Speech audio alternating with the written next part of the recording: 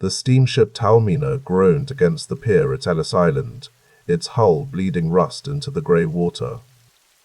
Joseph Zerilli stood at the rail with his cardboard suitcase, 16 years old and weighing maybe 120 pounds in his one good suit.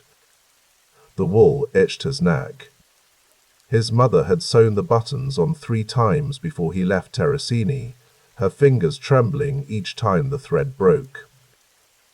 March the 4th, 1994. He would remember the date not because it mattered to him, but because the immigration officer stamped it into a ledger with such force the desk shook. Around him, women wept into shawls that smelled of salt and vomit. Men shouted in dialects he barely understood, Neapolitan, Calabrese, something from the mountains that sounded like gravel in a tin can. The air tasted of coal smoke and sewage, and something else, something metallic that might have been fear, or might have been the city itself, breathing. Joseph did not weep. He had watched his father, Anthony, bend over grapevines until his spine curved like a question mark. He had watched his mother, Rosalie, scrub floors in houses where she was not permitted to use the front door. He had watched Terracini, that white village clinging to the Sicilian coast like a barnacle offer, nothing but more of the same. The sea there was beautiful. The sea did not feed you. So when his older sister Josephine had written from Detroit, Michigan, describing a city where factories ran all night and a man could earn $5 a day, Joseph had not hesitated. His mother had sold her wedding earrings to buy the ticket. His father had said nothing, which was his way of saying everything. Now Joseph shuffled forward in a line of bodies, each one carrying the same desperate arithmetic. Passage cost $32. A laborer in Detroit earned perhaps $15 a week. Therefore, in 3 months the debt would be paid and the rest would be profit. Simple. The kind of math that ignored typhus and factory accidents, and the 10,000 ways a man could be broken and discarded in a country that did not want him. The medical inspector grabbed his chin, tilted his head back, examined his eyes for trachoma. The man's breath smelled of coffee and cigarettes. He grunted, made a chalk mark on Joseph's coat, moved on. Around them, others were being pulled aside, a woman with a cough, a boy whose leg bent at the wrong angle. They were led to a holding pen, with wire mesh over the windows. Joseph did not look at them. He passed through into the registry hall, a cathedral of bureaucracy with vaulted ceilings and the murmur of 24 languages echoing off tile. A clerk with ink-stained fingers asked his name, Joseph Zerilli. The clerk wrote Joseph Zerilli in the ledger. Just like that. A country that could not pronounce you simply renamed you. Occupation? Laborer. Destination? Detroit, Michigan. My sister, she lived there, Josephine Zito. The clerk stamped the papers, slid them across the desk. Joseph picked up his suitcase and walked toward the ferry that would take him to Manhattan, then the train to Detroit. Behind him, the Taormina was already being unloaded, its cargo of human hope transferred to the docks like so much grain. The train rattled west, through landscapes that meant nothing to him. Pennsylvania coal towns with black snow. Ohio farmland, flat as a priest's blessing. He sat in the immigrant car, where the seats were wooden benches and the windows did not close all the way. Cold air poured through the gaps, carrying the smell of burning coal and the rhythmic clatter of wheels on rails. Across from him, an old man with a white moustache played a battered mandolin, the strings so worn they buzzed more than they sang. No one asked him to stop. The music was something to fill the silence, to pretend they were not all hurtling toward an unknown future at 40 miles an hour. Joseph did not sleep. He watched the darkness outside the window and thought about Terracini, about the way the light looked on the water at dawn, gold and pink like the inside of a shell. He thought about his mother's hands, rough as tree bark from lye soap. He thought about the fact that he would probably never see either again. This did not make him sad. Sadness was a luxury. He had left it behind with everything else that did not fit in a cardboard suitcase. Detroit announced itself with smoke. The train crossed into the city limits, and suddenly the sky was the color of old pewter, streaked with black plumes from factory stacks that rose like church spires. The air tasted of sulfur and hot metal.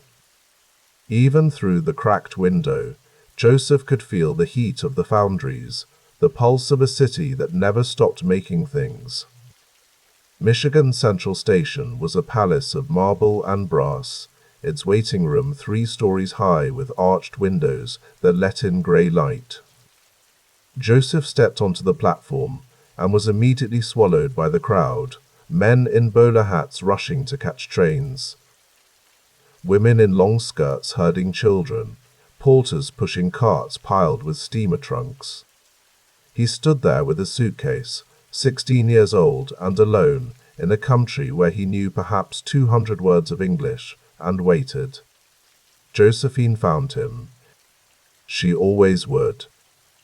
His oldest sister pushed through the crowd, her face older than he remembered, lined around the eyes in a way that meant worry had become a permanent tenant. But she smiled, and for a moment she looked like their mother. Joseph. She kissed both his cheeks, then held him at arm's length, examining him like a horse at market. Madonna, you're skinny. They don't feed you on that boat. They feed us. He shrugged, not much. Her husband Thomas stood behind her, a thick man with a docker's shoulders and hands like shovels. He nodded at Joseph, picked up the suitcase without asking, and led them toward the exit. Outside, the city roared. Streetcars clanged past, their electric lines sparking blue against the grey sky. Automobiles, more automobiles than Joseph had ever imagined existed, honked and sputtered, jockeying for position on streets paved with brick. A newsboy on the corner shouted headlines about someone named Franz Ferdinand being shot in a place called Sarajevo. No one seemed to care. Thomas had a Ford, a Model T, the color of dried blood. It coughed to life with a sound like a man clearing his throat, then lurched into traffic. Joseph sat in the back, watching the city scroll past. Factories with broken windows. Saloons with sawdust floors visible through open doors. Tenement buildings where laundry hung from fire, escapes like flags of surrender. They turned onto East Congress Street, and the city changed.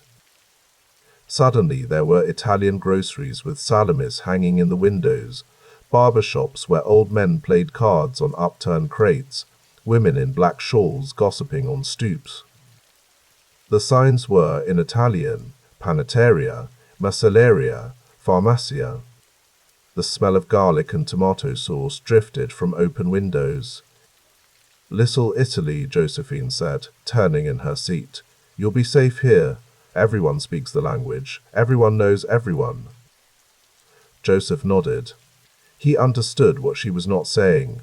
Do not leave this neighborhood. Out there, they will eat you alive. The house at 2259 East Congress Street was a narrow brick building squeezed between identical structures, 3 stories with a shared wall and windows that faced an alley. Thomas parked in front, killed the engine. The sudden silence was almost louder than the noise had been.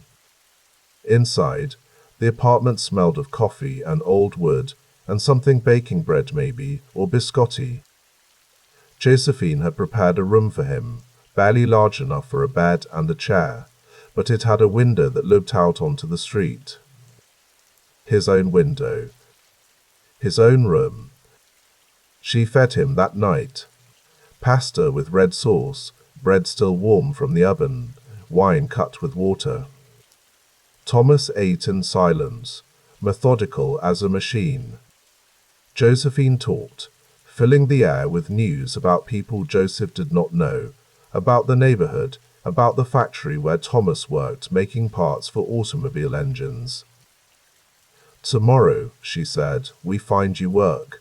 Thomas knows a man at the dairy. They need drivers. You can drive a wagon. I can learn." "Good." She poured him more wine. "You learn fast here or you starve. That's how it works."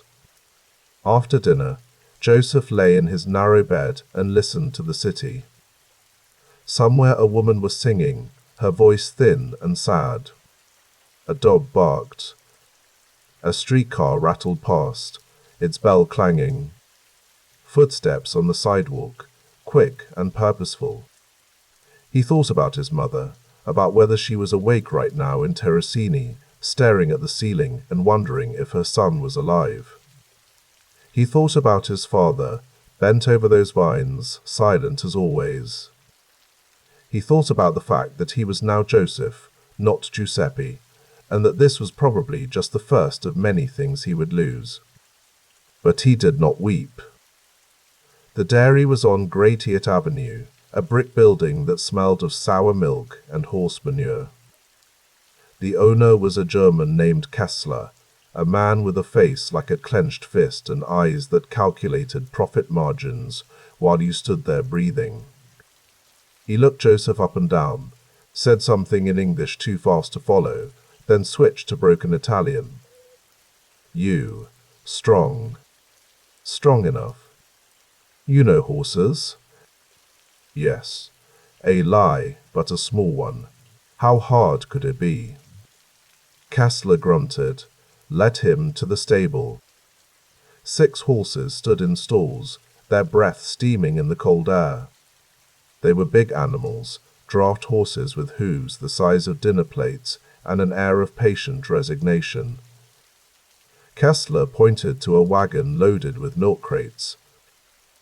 "You drive, you deliver, you collect money. You come back. Simple. Yes. You steal from me, I break your legs. Understand?" "I understand." Kessler handed him a route list written in English. Joseph stared at the incomprehensible words, then folded it and put it in his pocket. He would figure it out. The first day he got lost 4 times. The horse, a mare named Bess who seemed to understand the route better than he did, eventually just started walking to familiar addresses on her own. Joseph delivered milk to housewives who looked at him with suspicion, collected coins that he did not know the names of, and returned to the dairy with most of the money intact. Kessler counted it, grunted, handed Joseph $2. "Tomorrow, earlier." Joseph nodded. He did this for 6 months. Wake at 4 in the morning, hitch Bess to the wagon, deliver milk until noon, return, unhitch, collect his pay. $2 a day, 6 days a week. $12 a week. He gave Josephine 8 for room and board, kept 4 for himself. At night, he studied English from a book Josephine had bought at a church sale. The boy has a ball. The girl has a doll. Sentences that meant nothing but taught in the shape of words. He practiced on the street, asking shopkeepers the names of things, repeating them until his tongue stopped fighting the sounds. By summer, he could order food in English. By fall, he could argue about prices. By winter, he could curse. The job at the dairy ended when Kessler sold the business to a competitor who brought his own drivers. Joseph was let go on a Friday with 2 weeks' pay and a handshake that felt like a threat. He found work the following Monday at the Morgan Wright Company, a construction outfit that did gas line installations for Michigan Consolidated Gas. The foreman was Irish, a man named O'Malley with a face like a landslide and a voice that could strip paint. He put Joseph on a crew digging trenches along Woodward Avenue. The work was brutal. 10 hours a day with a pickaxe and shovel, breaking through frozen ground in winter, through clay that stuck to everything in summer. The crew was a mix of Italians, Poles, Irish, and a few colored men who worked twice as hard for half the pay. No one spoke much. There was nothing to say. Joseph learned to pace himself, to let the rhythm of the work carry him through the day. Swing the pick, loosen the earth, shovel it out, move forward. Repeat. His hands blistered, then calloused, then became something that no longer felt pain. His back ached every night. He ignored it. The pay was better, $18 a week, but the work was seasonal. When the ground froze too hard to dig, the crew was laid off until spring. Joseph spent those winters doing odd jobs, shoveling snow, unloading freight cars, anything that paid. He saved money. Not much, but some. He kept it in a coffee can under his bed, adding to it every week. He did not know what he was saving for, only that a man with money had options, and a man without money had none. On Sundays, Joseph went to Mass at San Francesco Church on Hamilton Boulevard. Not because he believed, belief was another luxury he had left behind, but because Josephine expected it, and because the church was where the community gathered. After Mass, men stood on the steps smoking and talking. They discussed work, politics, the war in Europe that everyone said would be over by Christmas. They discussed which politicians could be bought and which were already owned. They discussed, in voices that dropped to murmurs, the men who ran things in the neighborhood. Joseph listened. He had learned that listening was more valuable than talking. He learned that the Gianola brothers, Gaetano, Antonio, and Salvatore, ran a grocery store on St. End, Bourbon Street, that sold more than groceries.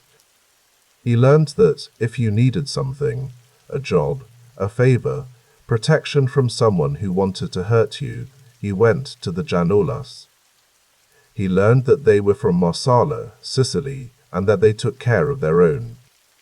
He learned that there were others, rivals, men with names like Vitale and Bosco who operated on the west side.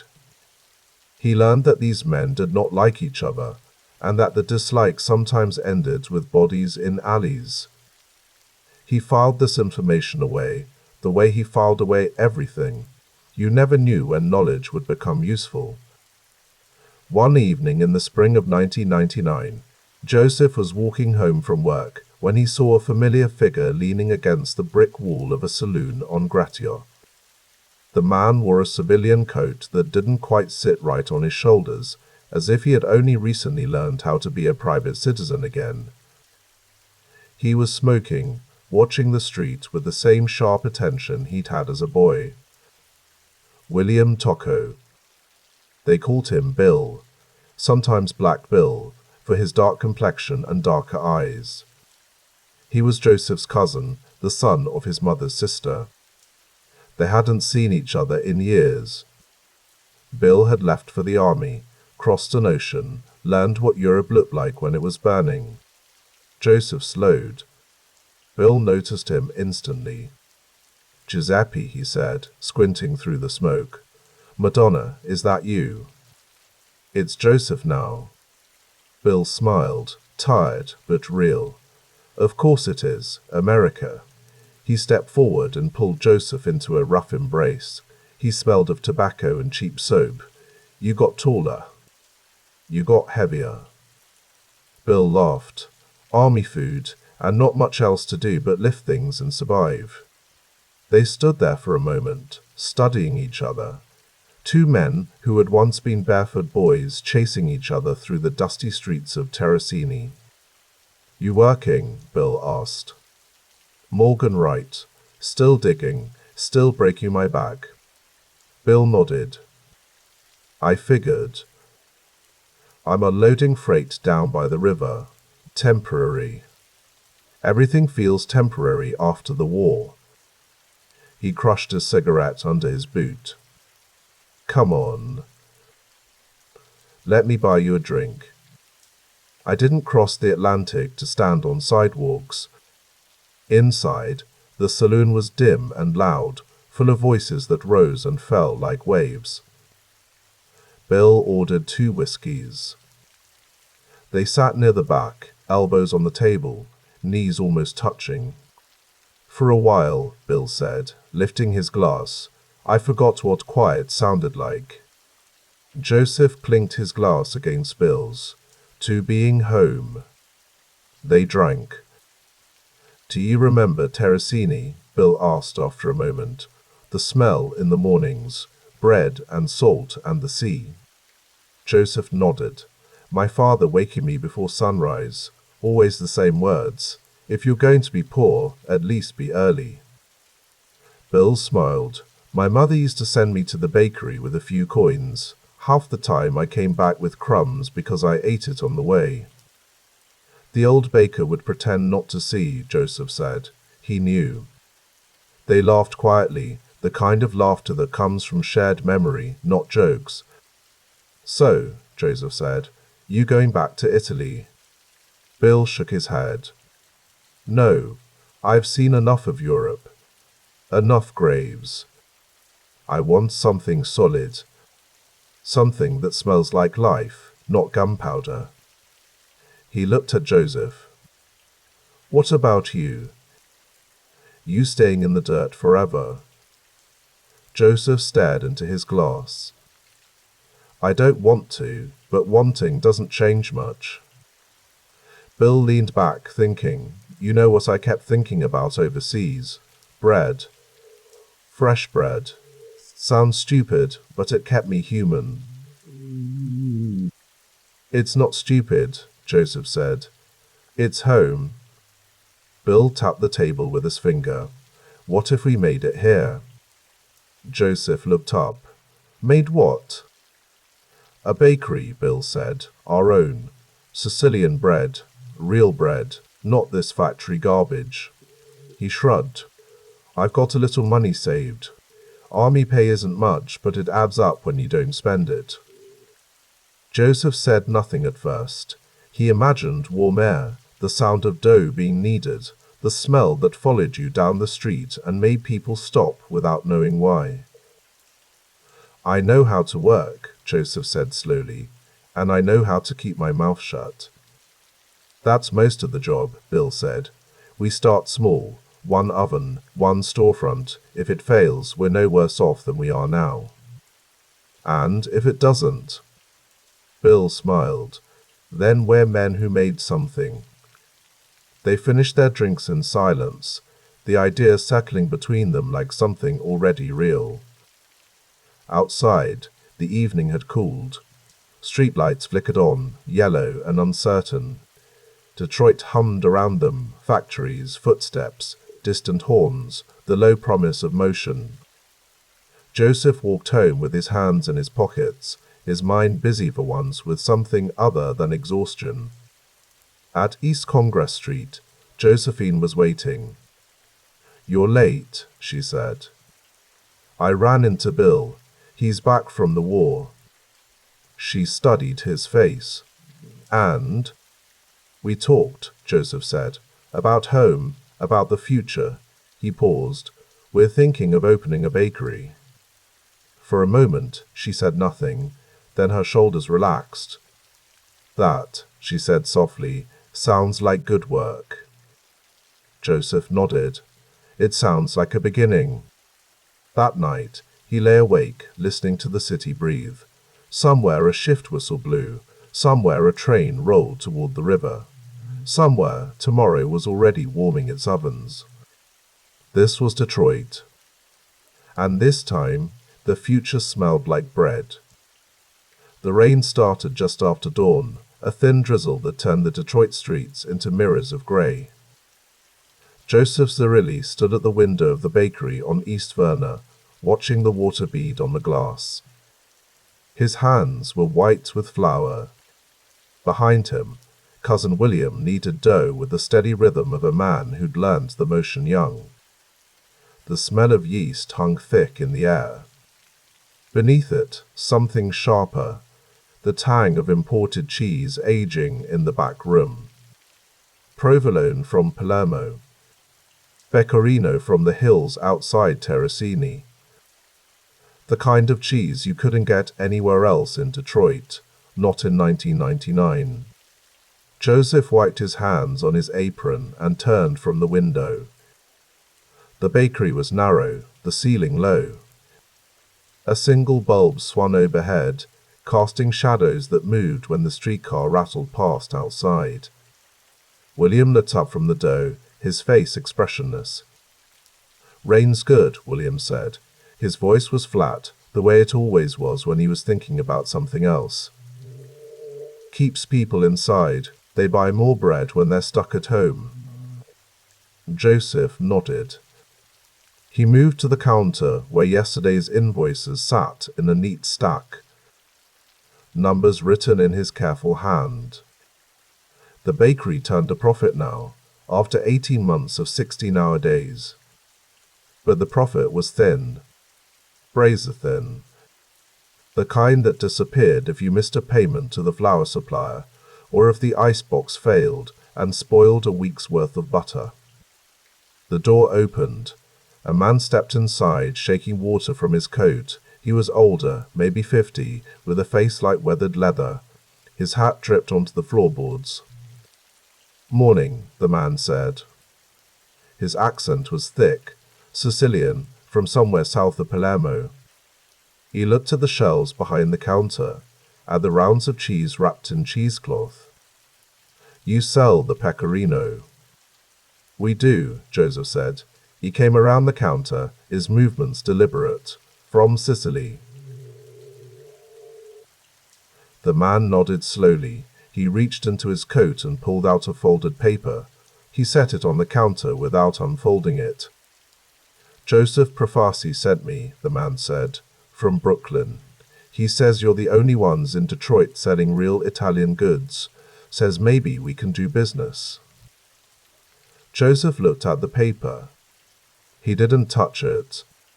Behind him, William had stopped kneading.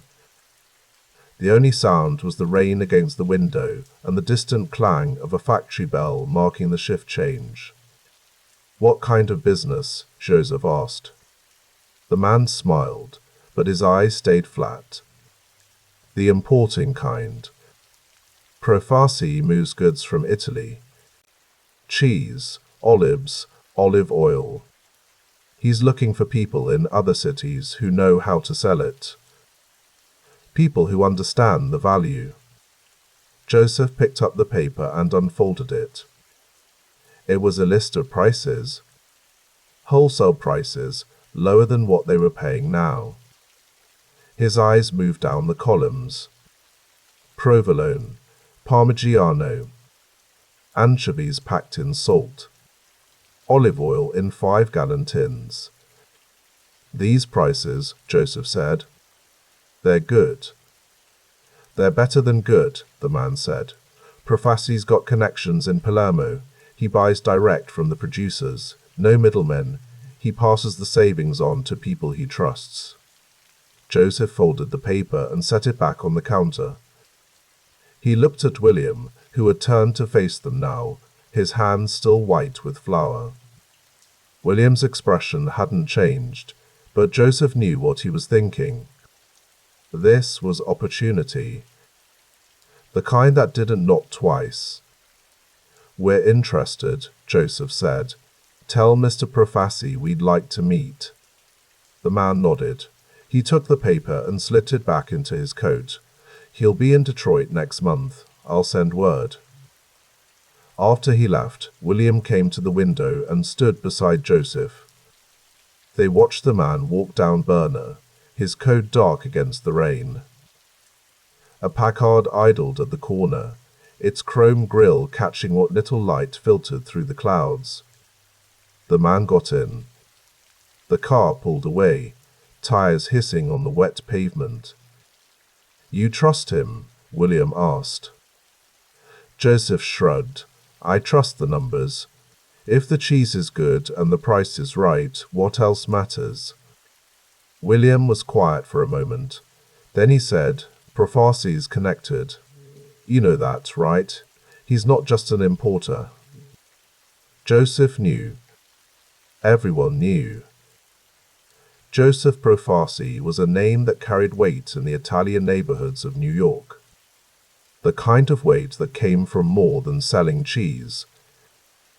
But Joseph also knew that in Detroit, in 1999, with the war over and men coming home to find no jobs and no money, you took opportunity where you found it. We sell cheese, Joseph said. That's all we're doing, selling cheese. William nodded. He went back to the dough. 3 weeks later, Joseph Profarsi came to Detroit. He was younger than Joseph expected, maybe 30, with a round face and soft hands. He wore a grey suit with a silk tie and shoes so polished they reflected the ceiling light. He sat in the back room of the bakery, surrounded by wheels of cheese and crates of olives, and he spoke in the dialect of Villabate, the town where he'd been born. You've built something here, Profarsi said, gesturing at the shelves. A real business. That's rare. Most men come to America and work for someone else their whole lives. You and your cousin, you work for yourselves. Joseph poured coffee into 3 small cups. The coffee was strong, thick as tar, the way Sicilians drank it. He set the cups on the table and sat down across from Profarsi. William stood by the door, his arms crossed. We work hard, Joseph said. That's all. Profarsi smiled. He picked up his cup and sipped. Hard work is good, but smart work is better. You know what I mean. Joseph waited. I move goods, Profarsi said. From Italy to New York. From New York to other cities. Chicago, Philadelphia, Boston. Now Detroit. The goods are legitimate. Cheese, oil, wine. But the margins are small if you do it the usual way. Pay the tariffs, pay the inspectors, pay the shipping companies. By the time the goods reach the customer, the price is too high.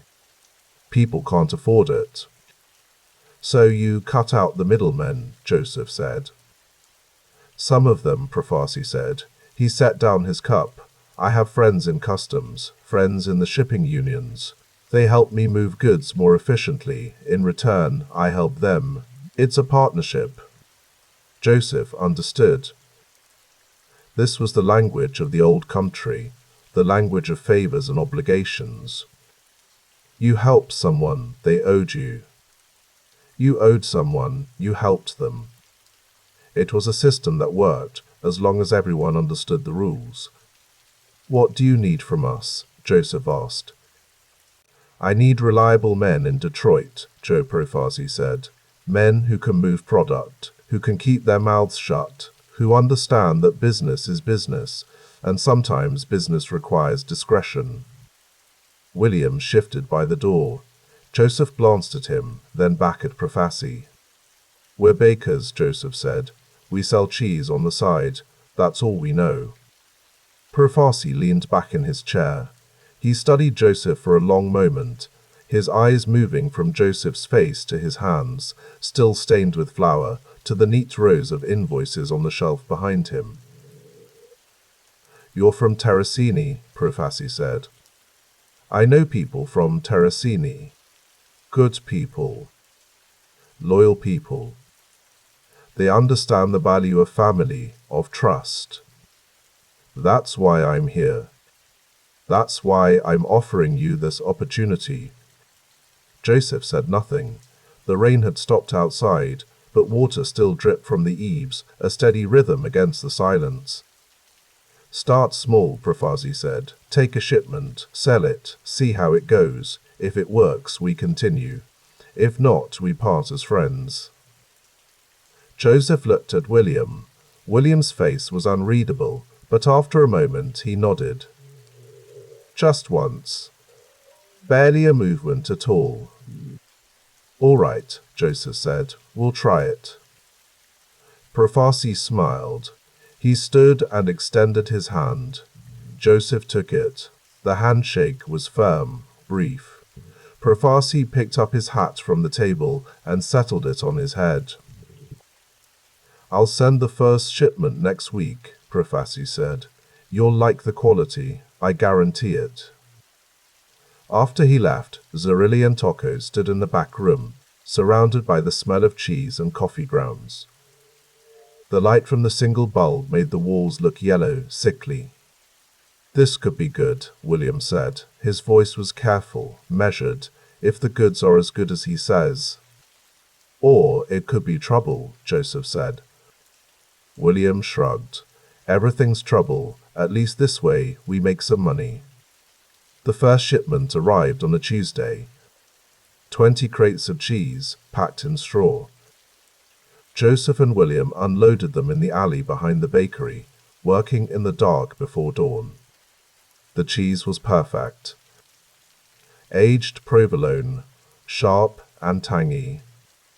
Pecorino that crumbled just right. Parmigiano that smelled like the hills outside Parma. They sold it in 3 days. Word spread through the Italian neighborhoods, East Verna, Gratiot, down to the river.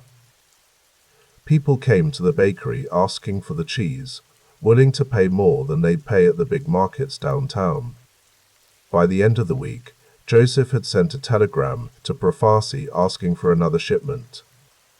The second shipment was larger. 40 crates.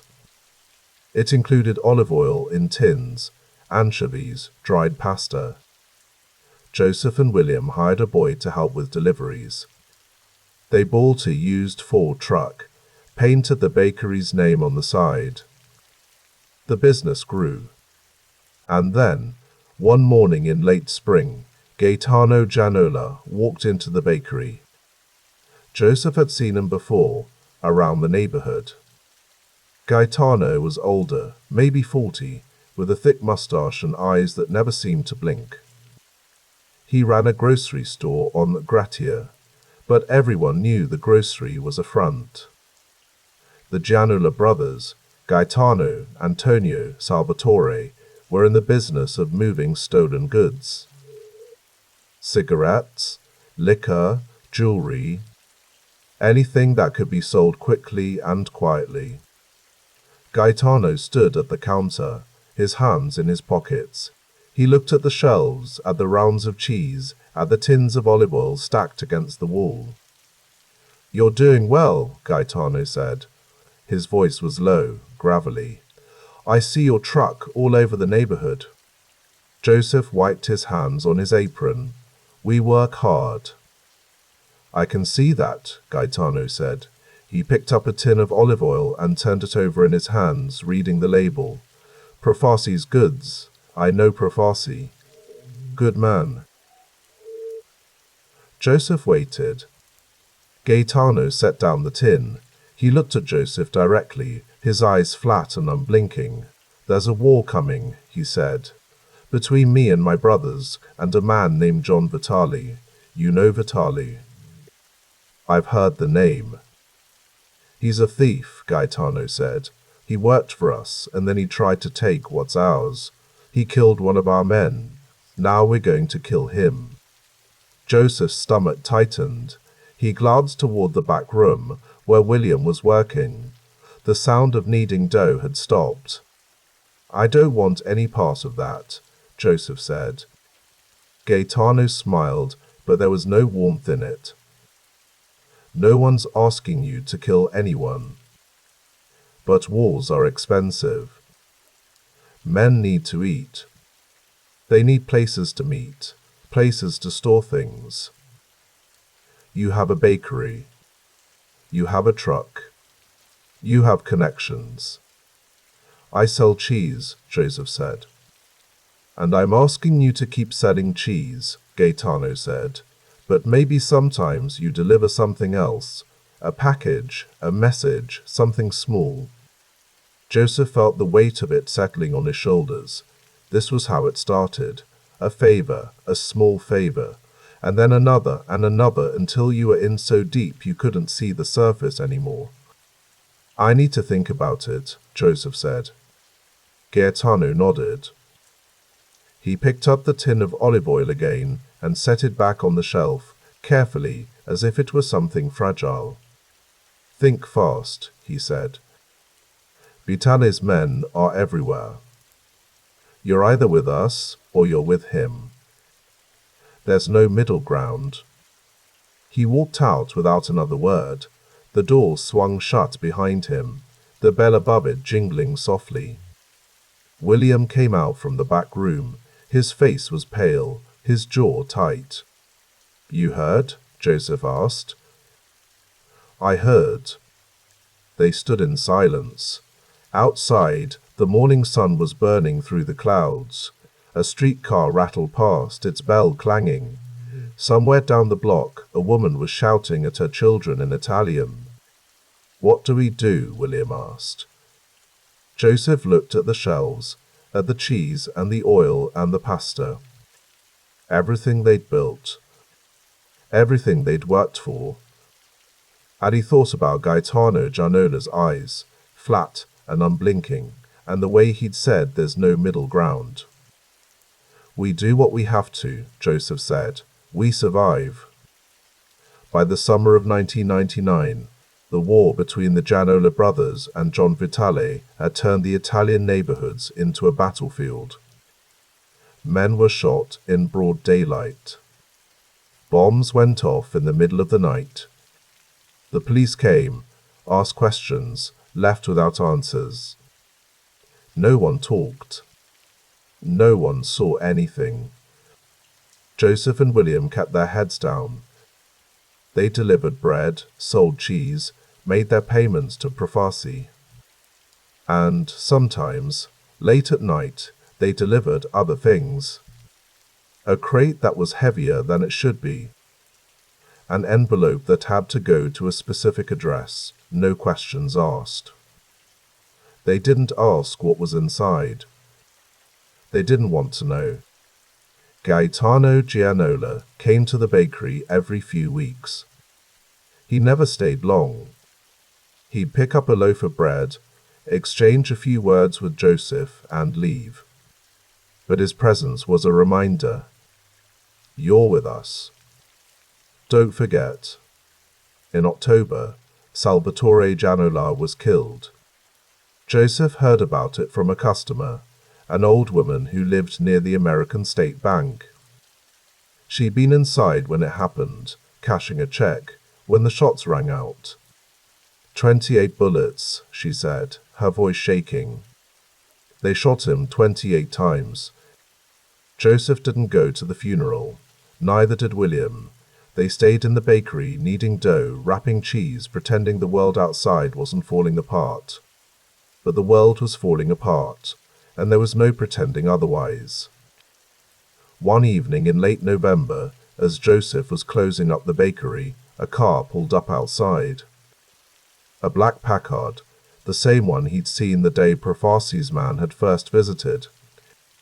The back door opened, and a young man stepped out. He was maybe 20, thin, with dark eyes and a nervous energy that made him look like he might bolt at any second. You Zerilli? The young man asked. Joseph nodded. My name's Joe Manzello, the man said.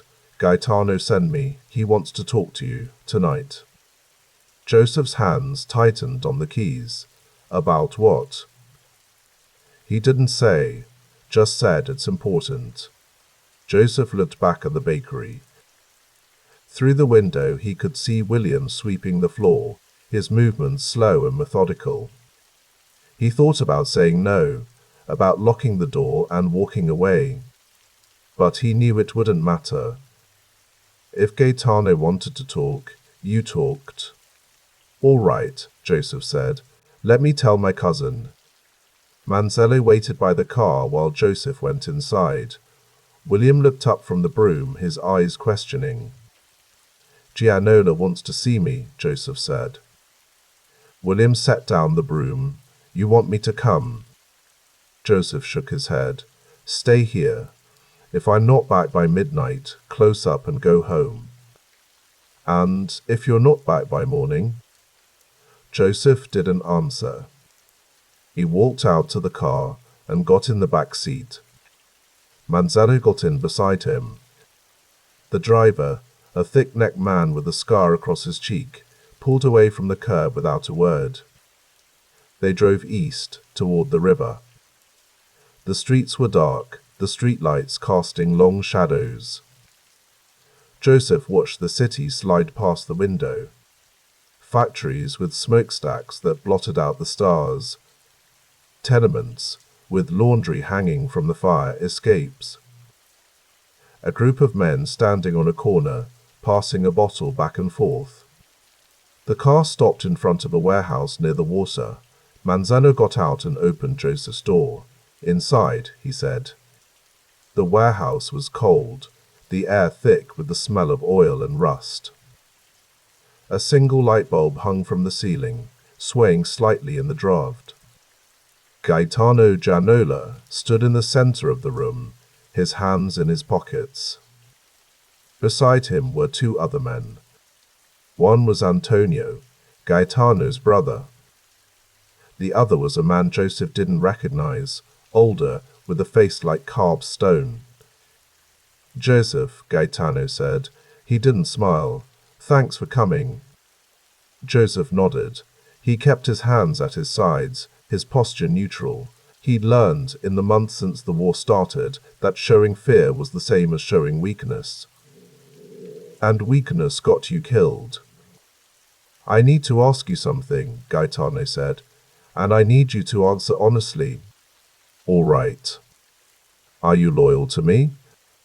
Joseph's heart hammered in his chest. He kept his face blank. I've done everything you've asked.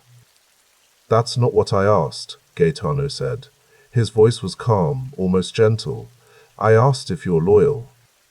Joseph looked at the other men. Antonio's face was expressionless. The older man watched him with eyes that gave nothing away. Manzello stood by the door, his hand resting on something inside his coat. I'm loyal, Joseph said. Gaetano studied him for a long moment. Then he nodded. It is good, because I'm going to need you. Vitaly's getting stronger. He's got men, money, connections. If we're going to win this war, I need people I can trust. People who won't run when things get bad. I won't run, Joseph said.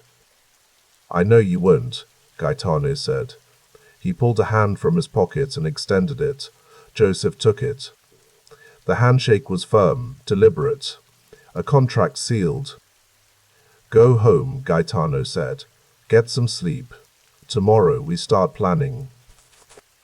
The car took Joseph back to the bakery. He got out and watched it drive away, the taillights disappearing into the dark. Inside, William was waiting, sitting at the counter with a cup of coffee. Well? William asked. Joseph sat down beside him. He picked up William's cup and took a sip. The coffee was cold, bitter. We're in it now, Joseph said, all the way in. William nodded slowly. He didn't ask what that meant. He didn't need to. They both knew there was no going back, not anymore. Outside, the rain started again, a soft patter against the windows. Joseph closed his eyes and listened to it, the sound like 1,000 tiny fingers tapping against the glass. And for the first time in his life, he felt the weight of something larger than himself pressing down, a weight that would never lift. He was 22 years old. And his life, the life he'd imagined when he'd stepped off the boat in New York 5 years ago, was over. Something else had begun. Something darker. Something that would define him for the rest of his days. In the back room, the cheese aged in silence. The yeast rose in the dough. The city slept, unaware. And Joseph Zerilli sat in the dim light of the bakery, his hands folded on the counter, and waited for whatever came next.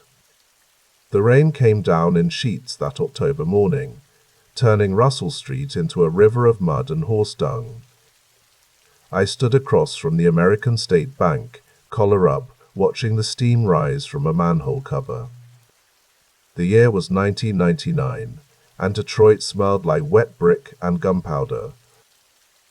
Joseph Zerilli Joe, to the Americans who couldn't wrap their tongues around the syllables, stood beside me under the awning of a shuttered pawn shop. 21 years old, thin as a rail spike, hands shoved deep in the pockets of a coat that had seen better winters. His cousin Bill Tocco was somewhere down the block, watching the alley. Always watching. "Sam's late," I said. Joe didn't answer. He never wasted words. Just stared at the bank's entrance, eyes dark as coffee grounds, jaw working a piece of gum he'd been chewing since breakfast. The rain drummed on the canvas above us, a rhythm like distant machine guns. We'd heard plenty of those lately.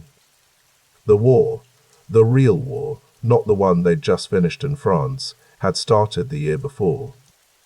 October 1998, when Pete Bosco caught 2 bullets in a bakery over on the east side. Tony Gianola's work, everyone knew it. Bosco and Tony had been partners in a bread business, but Tony didn't like sharing the profits. So Pete got a funeral instead of a dividend. Joe had known Bosco. Not well, but enough to attend the wake, to see Bosco's wife collapse over the casket, to smell the lilies and the rage. John Vitale Bosco's closest friend had stood at the graveside with murder in his eyes. Within 3 months, Tony Gianola was dead too. Shot in an alley while paying respects at someone else's wake. The symmetry was almost poetic. Then the jail massacre. February, inside Wayne County lockup. Vitale's boy, 17 years old, took bullets meant for his father. Vito Renda, shot 20 times, gasped out Sam Gianola's name before he died. Broke Omata with his last breath. Joe had heard about it from Angelo Melli, who'd heard it from a bailiff on the take. The whole city knew within hours.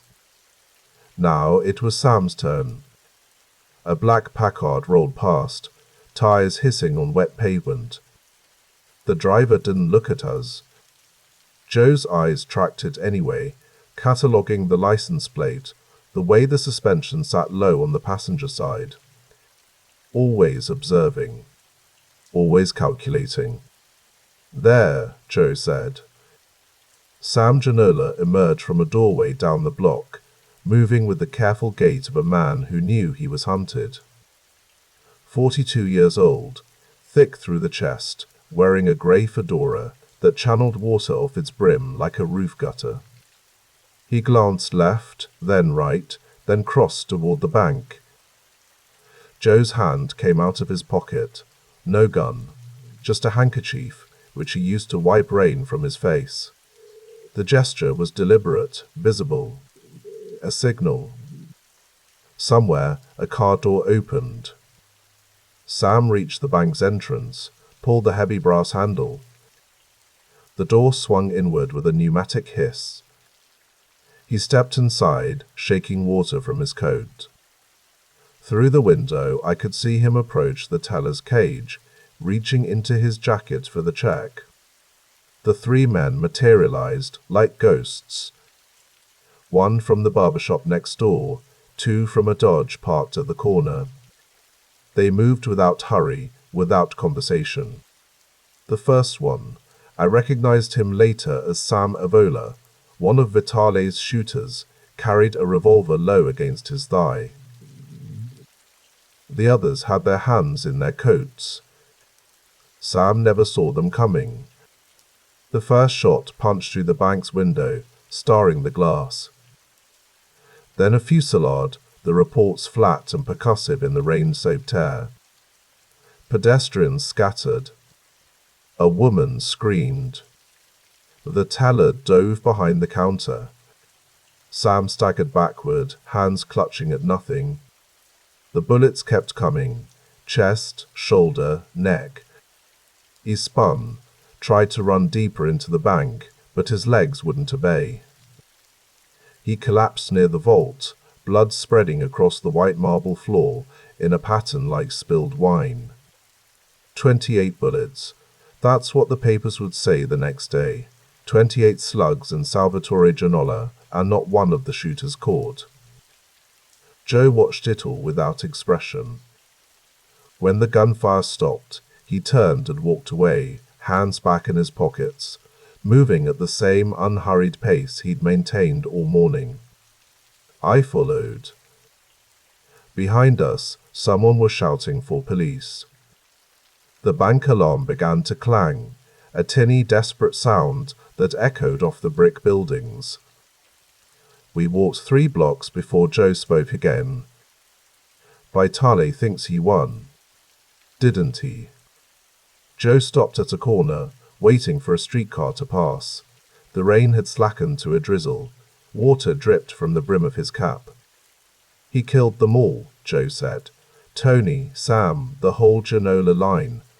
But he doesn't understand what comes next. What comes next? Us. The streetcar clanged past, sparks flying from the overhead wire.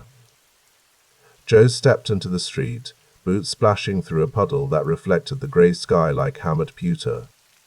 I'd known him for 2 years by then. Since he and Bill Tocco opened that bakery on Gratio, selling bread and imported cheese to the neighborhood. Legitimate work, or as legitimate as anything got in those days. But the war had pulled them in. You couldn't stay neutral when men were dying over territory you walked through every day. You chose a side, or a side chose you. They'd chosen the Gianolas. Not out of loyalty, Joe didn't have that kind of sentiment, but out of calculation. The Gianolas controlled the east side, which meant they controlled the docks, which meant they'd control the liquor trade once prohibition kicked in. Everyone knew it was coming. The Volstead Act was already written, just waiting for ratification. 18 months, maybe less, and every speakeasy in America would need Canadian whiskey. But now the Gianolas were gone, and Vitale stood alone atop the wreckage. We reached the bakery as the rain stopped completely. The smell hit you first, yeast and flour, and the faint sweetness of anise from the biscotti cooling on racks. Bill Tocco stood behind the counter, wiping his hands on a flour-dusted apron. He looked at Joe, read something in his cousin's face, and nodded once. It's done. It's done. Bill locks the front door, flips the sign to closed. The 3 of us went to the back room, where crates of imported Parmesan sat stacked against the wall. Joe pulled out a bottle of grappa, the real stuff, from Terracini, and poured 3 glasses. To Sam, Bill said, raising his glass. Joe didn't drink. He set the glass down, untouched, and stared at the amber liquid. Vital made a mistake, he said. He thinks violence is the answer. Kill your enemies, take their territory, rule through fear. But fear doesn't last. Fear creates more enemies. So what's the answer? I asked. Joe picked up the glass, held it to the light. The grappa glowed like honey. Organization, structure. You make the violence so overwhelming, so total, that it only has to happen once. Then you build something that doesn't need it anymore. Bill laughed, but there was no humor in it. You planning to kill Vitale? I'm planning to watch him die. And he did. but not for another 10 months. The summer of 1999 passed in a haze of heat and tension.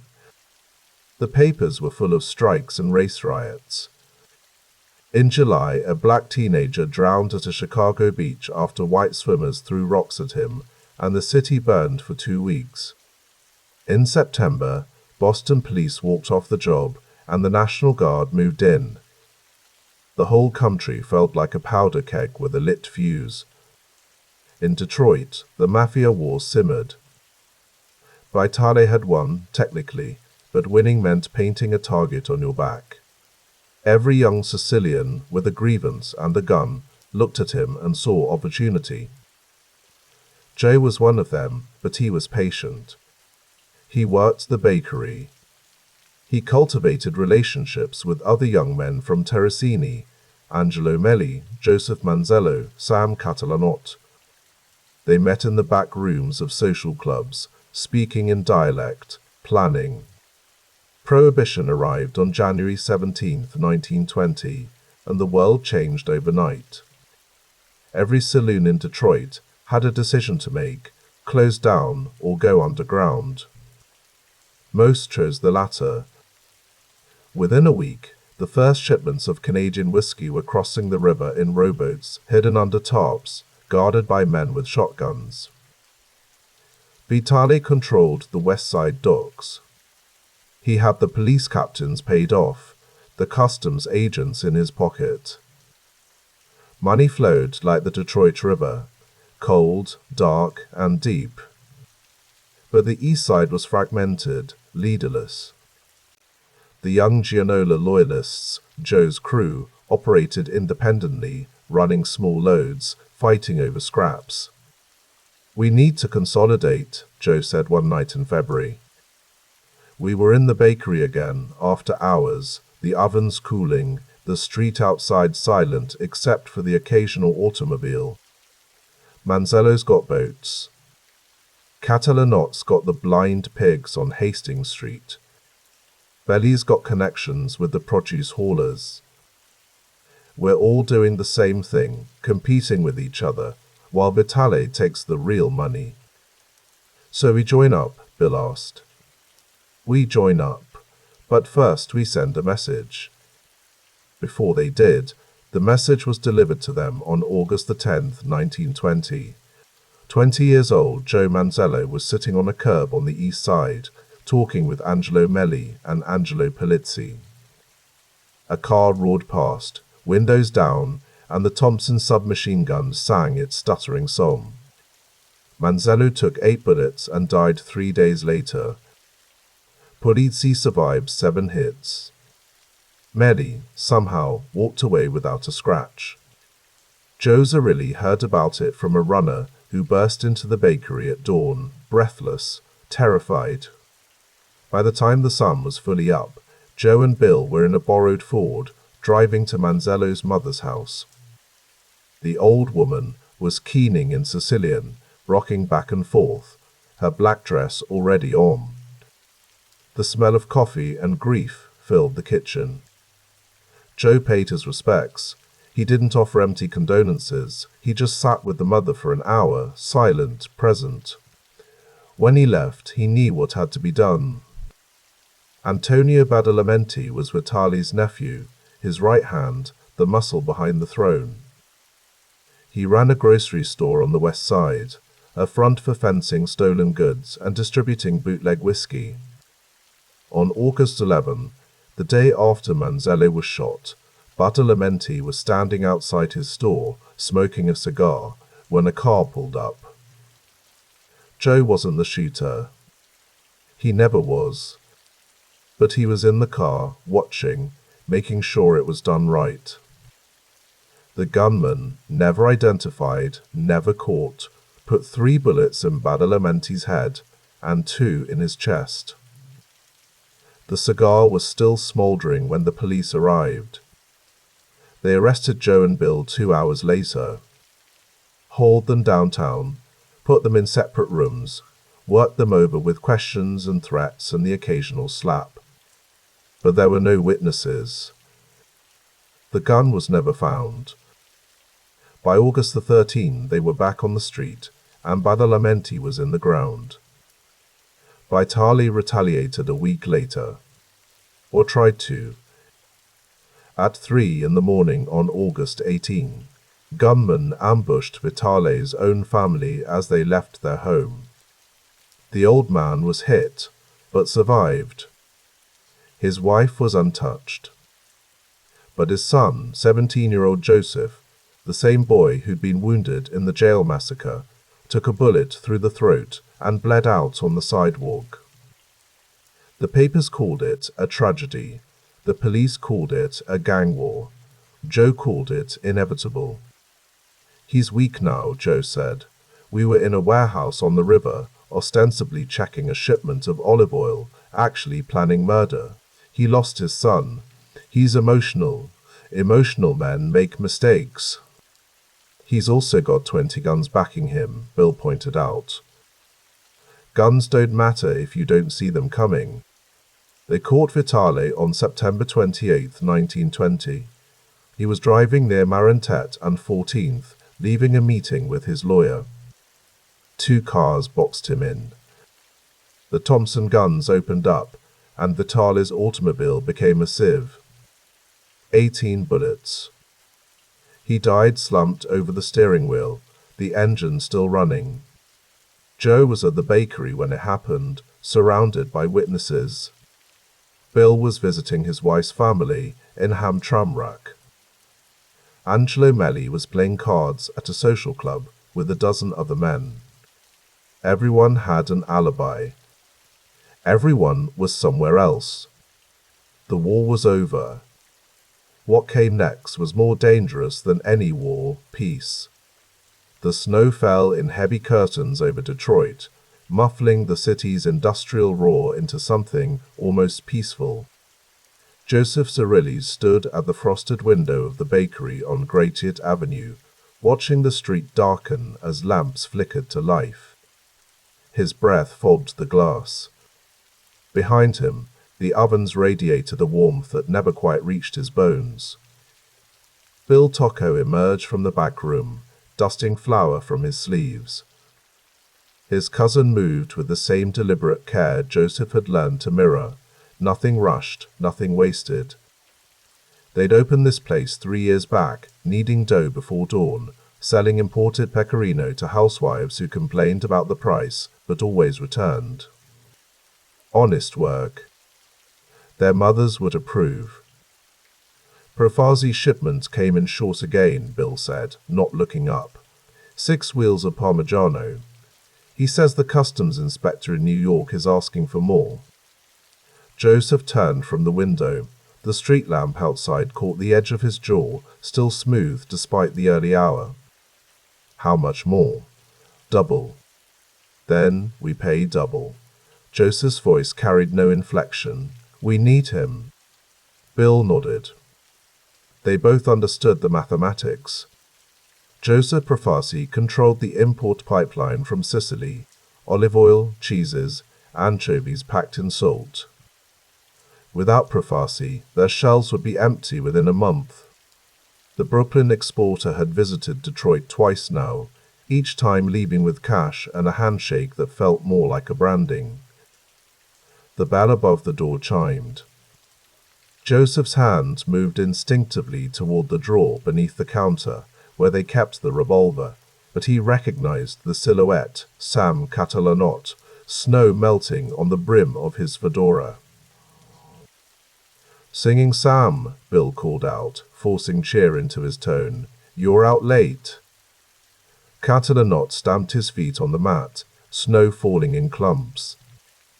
He was older than them by a decade, his face creased with the particular weariness of a man who'd seen too many funerals.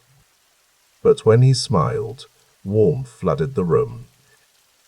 "The East Side never sleeps, William. You know this." He approached the counter, glanced at Joseph, then back to Bill. "I need to speak with both of you." Joseph locked the front door, flipped the sign to closed. The 3 men moved to the small office in back, really just a closet with a desk and 2 chairs. Catalanot sat. Joseph and Bill remained standing. "There's money coming," Catalanot began, pulling a silver cigarette case from his coat. He offered it around. Joseph declined. Bill accepted. "More money than this neighborhood has ever seen. You understand what I'm saying?" "Prohibition," Joseph said. "In 8 months, every bottle of whiskey, every glass of beer, illegal." Catalanot lit his cigarette, the match flare briefly illuminating the office. "Canada is right across the river. The breweries in Windsor, Walkerville, they're not stopping production. Someone has to bring it over." Bill exhaled smoke toward the ceiling. "Someone meaning us. Meaning all of us. The east side, the west side, everyone who's smart enough to see the opportunity." Catalanota leaned forward. "But it requires organization. It is cooperation. Angelo Melli is putting together a structure. I'm helping broker the agreements." Joseph studied the older man's face. Catalanot had a reputation, a peacemaker, someone who could sit at a table with men who'd killed each other's cousins and walk away with a handshake. The recent war between the Genolas and Batale had left bodies in alleys, widows in black. Catalanot had tried to stop it. He'd failed, but he'd tried. "What do you need from us?" Joseph asked. "Loyalty. Discipline. You keep your heads down. You follow the structure. You don't freelance." Catalanot tapped ash into a tray. "The east side will control the downriver routes, Ecorse, River Rouge, Wyandotte. Chester Lamar has the west side and Hamtramck. We split the profits fairly. No wars. No stupidity." Bill glanced at Joseph. They'd developed a silent language over the years, a vocabulary of raised eyebrows and subtle nods. Joseph could read the question in his cousin's eyes. "Do we trust this?" "Who decides what's fair?" Joseph asked. "A council. Melli, myself, a few others. Representatives from each faction." Catalanot stood, smoothing his coat. "Look, I'm not asking you to make a decision tonight. I'm asking you to think about it. This bakery, it's good work. But it won't make you rich. It won't protect your families when things get rough." He moved toward the door, then paused. "You're both smart boys, smarter than most of the idiots who got themselves killed last year. That's why I'm here." After Catalanot left, Joseph and Bill sat in silence. The ovens in the front room had cooled, their heat dissipating into the winter night. Joseph could hear his cousin breathing, the rhythmic wheeze that came from too many cigarettes. "Your sister's husband," Bill finally said. "Thomas Zito. He's connected to Melli, isn't he?" Joseph nodded. Thomas had been in Detroit longer, had ties to the older generation. When Joseph first arrived from Terracini, Thomas had found him the milkman job, then the position at Morgan Wright. Family obligations repaid. "We should talk to him," Bill continued. "See what he knows about Mealy's operation." "We should." Joseph stood, stretched. His back ached from the day's labor, 50-pound sacks of flour, crates of cheese wheels, the endless standing. "But we already know what he'll say. That it's the future." "That it's the future," Joseph agreed. They locked up the bakery, stepping out into the snow. The street was empty now, the factory silent between shifts. Detroit, in the space between, not quite night, not quite morning. Joseph pulled his coat tighter. His apartment was 6 blocks north, a walk he'd made 1,000 times. "Joe," Bill called after him. Joseph turned. His cousin stood beneath the bakery's awning, snow gathering on his shoulders. Whatever we decide together, like always. Joseph nodded. Like always. You're late, Josephine said, not looking up from her needlework. The ovens needed cleaning.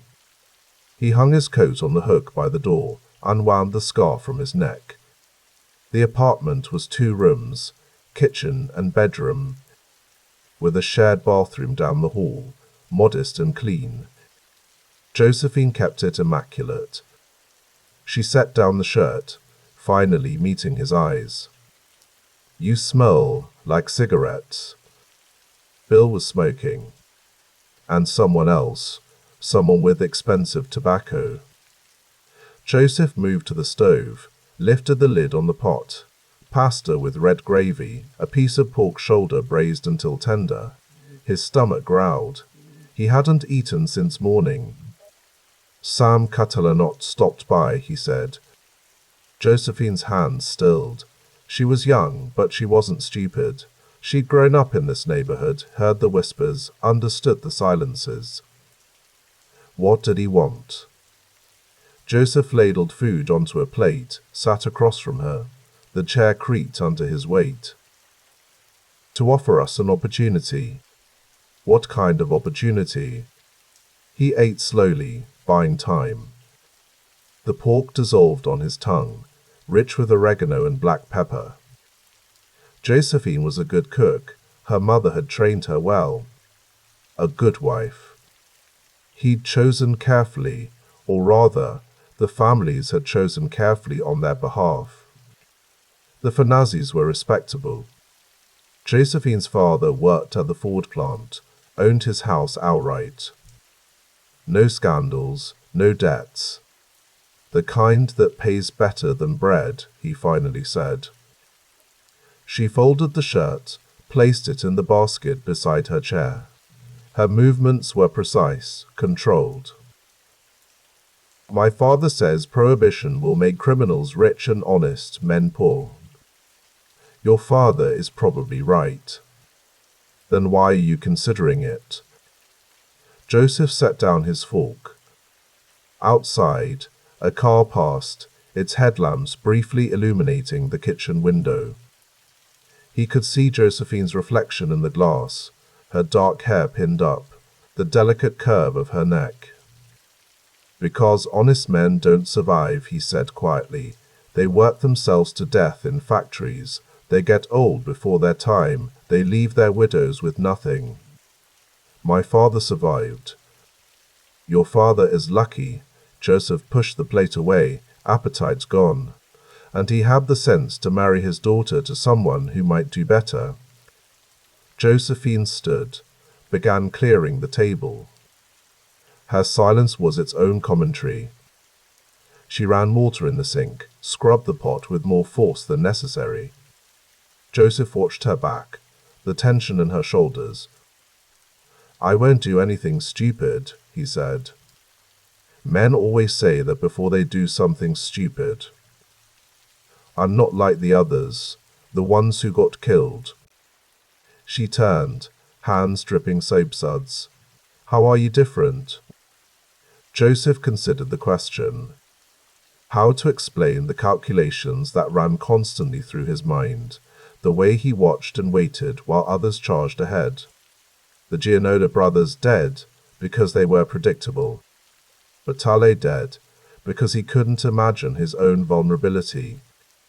Even Manzello, Joseph's friend, dead at 20 because he'd stood on a curb in the open. I'm patient, he said. Josephine dried her hands on her apron, came to stand beside him. She placed one hand on his shoulder, the gesture almost maternal despite her youth. Be patient then, but don't make me a widow before I'm 20.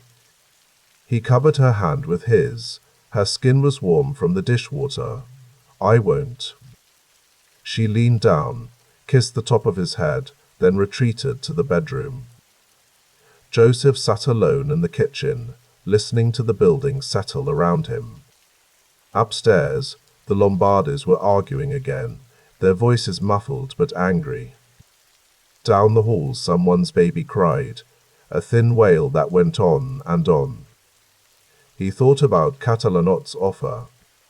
The money was real.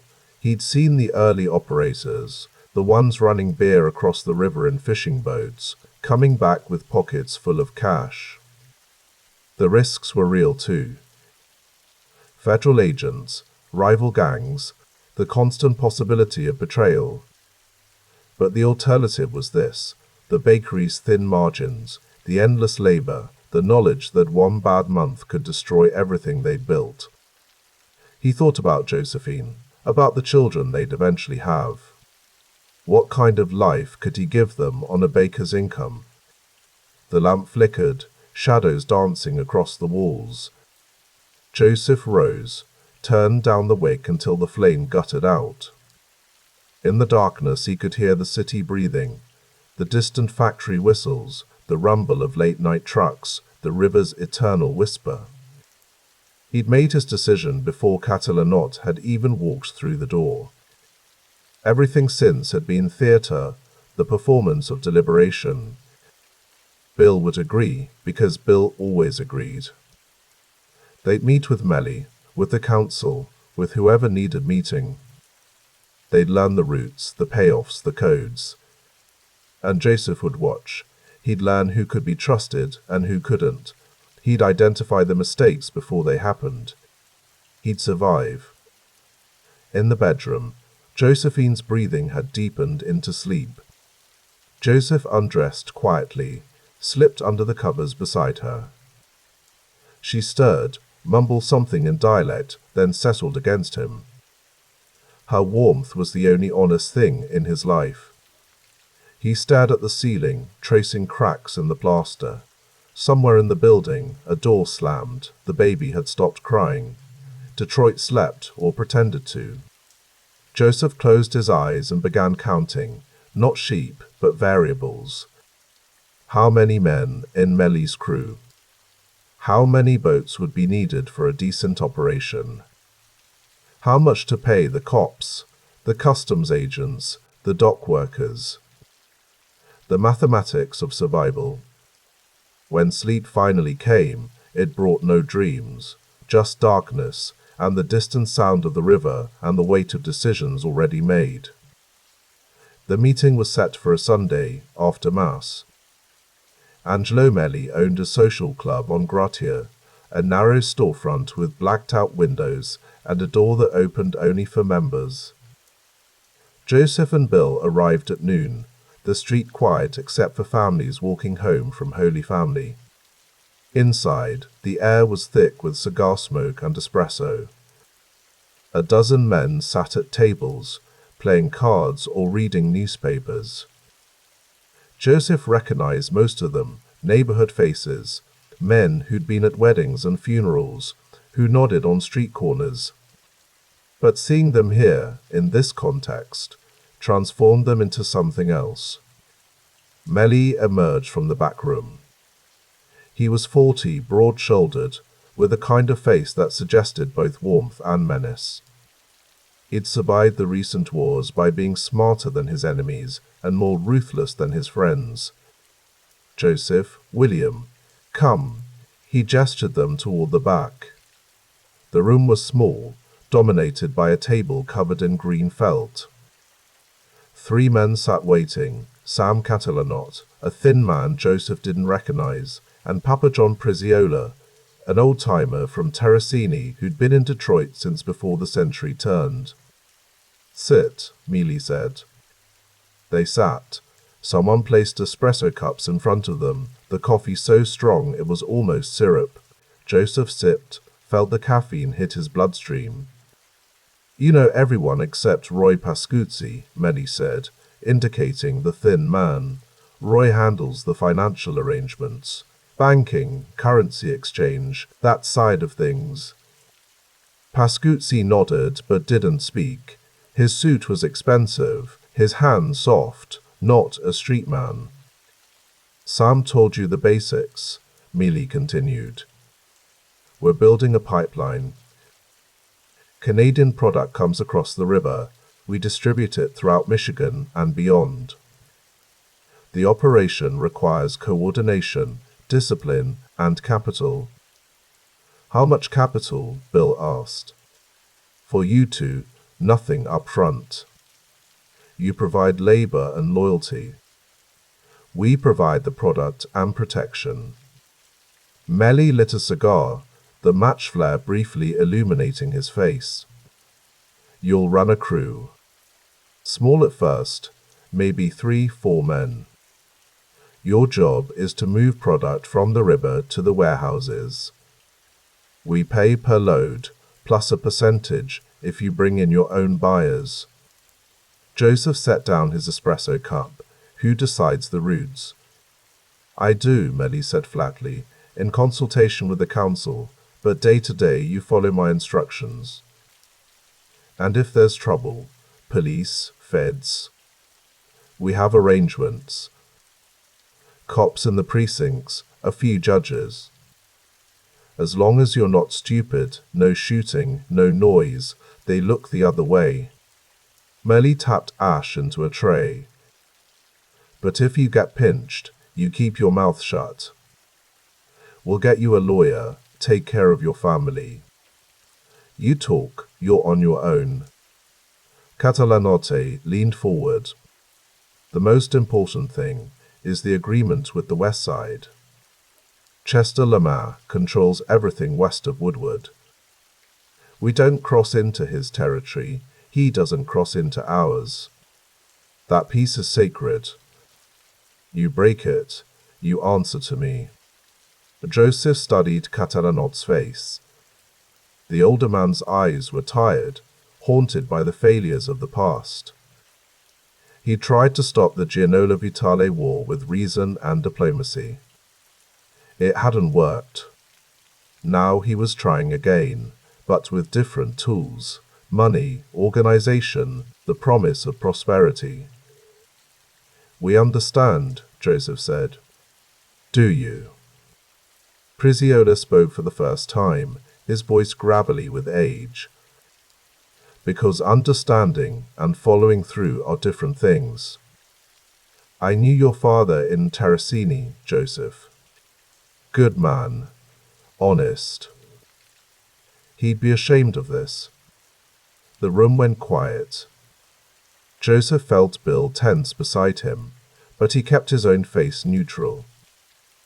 My father is in Terracini, Joseph said evenly. I'm in Detroit, different rules. Prisiola smiled, a gap-toothed expression that held no warmth. At least you're honest about it. Mealy stood, signaling the meeting's end. You start next week, Monday night, 11 o'clock, the docks at River Rouge. Bring 2 men you trust, we'll walk you through a run. Outside, the afternoon sun was blinding after the club's dimness. Joseph and Bill walked in silence for several blocks, past shuttered shops and empty lots. Finally, Bill spoke. 2 men we trust. Who? Joseph had already considered this. Salvatore, and that kid who works the loading dock at Morgan Wright, the one from Sinisi. Vito. He's hungry, and he keeps his mouth shut. They reached the corner where their paths diverged. Bill lived west, Joseph east. The cousins stood facing each other, the Sunday quiet wrapping around them. We're really doing this, Bill said. We're really doing this. Bill extended his hand. Joseph took it, their grip firm. Then his cousin walked away, hands in pockets, shoulders slightly hunched against a wind that wasn't blowing. Joseph continued alone. He thought about his father, still in Terracini, still working the fishing boats at 60. Honest labor, honest poverty. His mother writing letters that took months to arrive, asking when he'd send for them, when the family would be reunited. He thought about Prisiola's words. He'd be ashamed. Probably true, but shame was a luxury Joseph couldn't afford. The first run happened on a moonless night in May. Joseph, Bill, and two others, Vito, Renda, and Salvatore, met at the River Rouge docks at 11. The air smelled of oil and dead fish, the river a black mirror reflecting nothing. A truck arrived, driven by one of Melly's men. In the back, 50 cases of Canadian whiskey, each bottle wrapped in straw and burlap. The work was simple: unload the truck, transfer the cases to a warehouse 2 blocks inland, then disappear. 30 minutes, start to finish. Joseph's hands shook as he lifted the first case. Not from fear, from excitement, the electric thrill of crossing a line. Beside him, Vito worked with mechanical efficiency, his face blank. The kid was 19, built like a bull, and utterly without imagination. Perfect. They finished at 11:40. Melly's man handed Joseph an envelope. Inside, $200 in 20s and 10s. Joseph had never held that much cash at once. Next run is Wednesday, the driver said. Same time, different dock. Someone will contact you. Then he was gone, the truck's taillights fading into the industrial darkness. The 4 men stood in the empty street, the envelope heavy in Joseph's pocket. Vito was grinning. Salvatore looked sick. We split it even, Joseph said, counting out the bills, 50 each. A week's wages for 3 hours of work. Vito pocketed his share immediately. When's the next one? Wednesday. I'm in. Salvatore took his money but didn't speak. Joseph could see the calculation in the man's eyes, the mortgage, the kids, the wife who didn't ask questions. They'd all crossed the same line tonight, but Salvatore was the only one who seemed to understand the cost. Go home, Joseph said. Don't talk about this. Not to your wives, not to your friends. It didn't happen. They dispersed. Joseph walked alone through the silent streets, the $50 burning in his pocket. At home, Josephine was asleep. He undressed in the dark, slipped the money into a shoebox in the closet beneath his winter coat. In bed he lay awake, listening to his wife breathe. The night's work replayed in his mind, the weight of the cases, the slick feel of the burlap, the moment when the truck pulled away and he realized there was no going back. His father would be ashamed. His mother would pray. Josephine would pretend not to know. And Joseph would do it again on Wednesday, and the Wednesday after that, and every Wednesday until the money was enough, or the law caught up, or someone put a bullet in his head. He closed his eyes, but sleep was impossible. The darkness behind his eyelids was full of numbers, dollars and cases and percentages. The mathematics of his new life, adding up to something he couldn't yet name.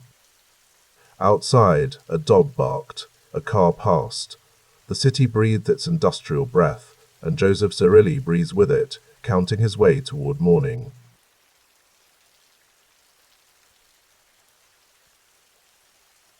The snow came down in February like ash from a cold fire, dusting the sidewalks of East Congress Street, where Joseph Zerilli had once delivered milk bottles to doorsteps before dawn. That life, the milk route, the Morgan Wright shovel, the bakery ovens, felt distant now, like something that had happened to someone else's hands. Sam Catalanot died on a Tuesday. The pneumonia took him in stages. First, the cough that wouldn't quit, then the fever that made his wife press cold rags to his forehead through the night, then the rattle in his chest that everyone pretended not to hear. By the time they carried him to Providence Hospital, his lips had gone the color of spoiled plums. He lasted 3 days. 36 years old, and the pneumonia ate through him like fire through paper. Joseph stood in the back of the funeral parlor on Gratiot Avenue, shoulder to shoulder with Bill Tocco, watching 2,000 people file past the bronze casket. The flower arrangements climbed the walls, white lilies and red roses, spelling out names in cursive: East Side Friends, West Side Respectfully, the Union. The air inside smelled like hothouse blooms and pomade, and the particular sweetness of too many bodies pressed into a room built for half as many. $20,000, Bill murmured, his voice barely audible beneath the drone of the priest's Latin, for a funeral. Joseph said nothing. He watched the line of men shuffling forward, grocers and ward bosses, cops in civilian clothes, politicians whose faces he recognized from newspaper photographs. Sam's widow sat in the front row, a black veil obscuring her face, her shoulders shaking in rhythmic spasms. The casket gleamed under the electric lights someone had strung from the ceiling. Joseph could see his own reflection in the polished bronze, distorted and wavering. He kept the peace, Bill said. He did. Now there's no peace to keep. Joseph shifted his weight. The new shoes he'd bought for the occasion pinched his toes. Outside, through the tall windows, he could see more cars arriving, their headlamps cutting through the falling snow. Black Packards and Cadillacs, a few Ford Model A's mixed in. The street looked like a parade route. A hand touched his elbow. He turned.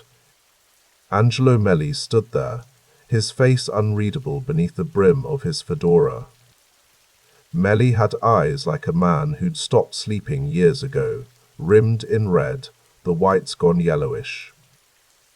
They're saying Gaspar will take over the Union, Melli said quietly. Milazzo, interim, until they figure out what comes next. Joseph nodded. Gaspar Milazzo was old country, Castellamarese born, a man who still spoke Sicilian in his sleep. Capable, respected, but not Sam. Nobody was Sam. Chet's people are here, Melli added, tilting his head slightly toward the other side of the room. Joseph followed the gesture. Chester Lemaire stood near the wall, flanked by two men Joseph didn't recognize. Lemaire wore a dark suit that fit him too well, tailored to emphasize the width of his shoulders. His hair was slicked back with enough oil to catch the light. He wasn't looking at the casket. He was looking at the crowd, cataloging faces, making calculations. He's counting, Bill said. What? Lamar. He's counting how many are ours and how many are his. Joseph watched Lemaire's eyes move across the room, pausing on certain faces, sliding past others. The man's jaw worked slightly, as if he were chewing something tough. The priest finished his prayer. The widow stood, supported by her sister on one side and Sam's eldest son on the other. They approached the casket. The boy couldn't have been more than 14, placed his hand on the bronze lid. His fingers left prints in the polish. Outside, the snow kept falling. By March, the hijacking started. Joseph heard about the first one from a driver who delivered olive oil to the bakery on Mack Avenue. The driver had a split lip and a black eye that had gone the color of eggplant.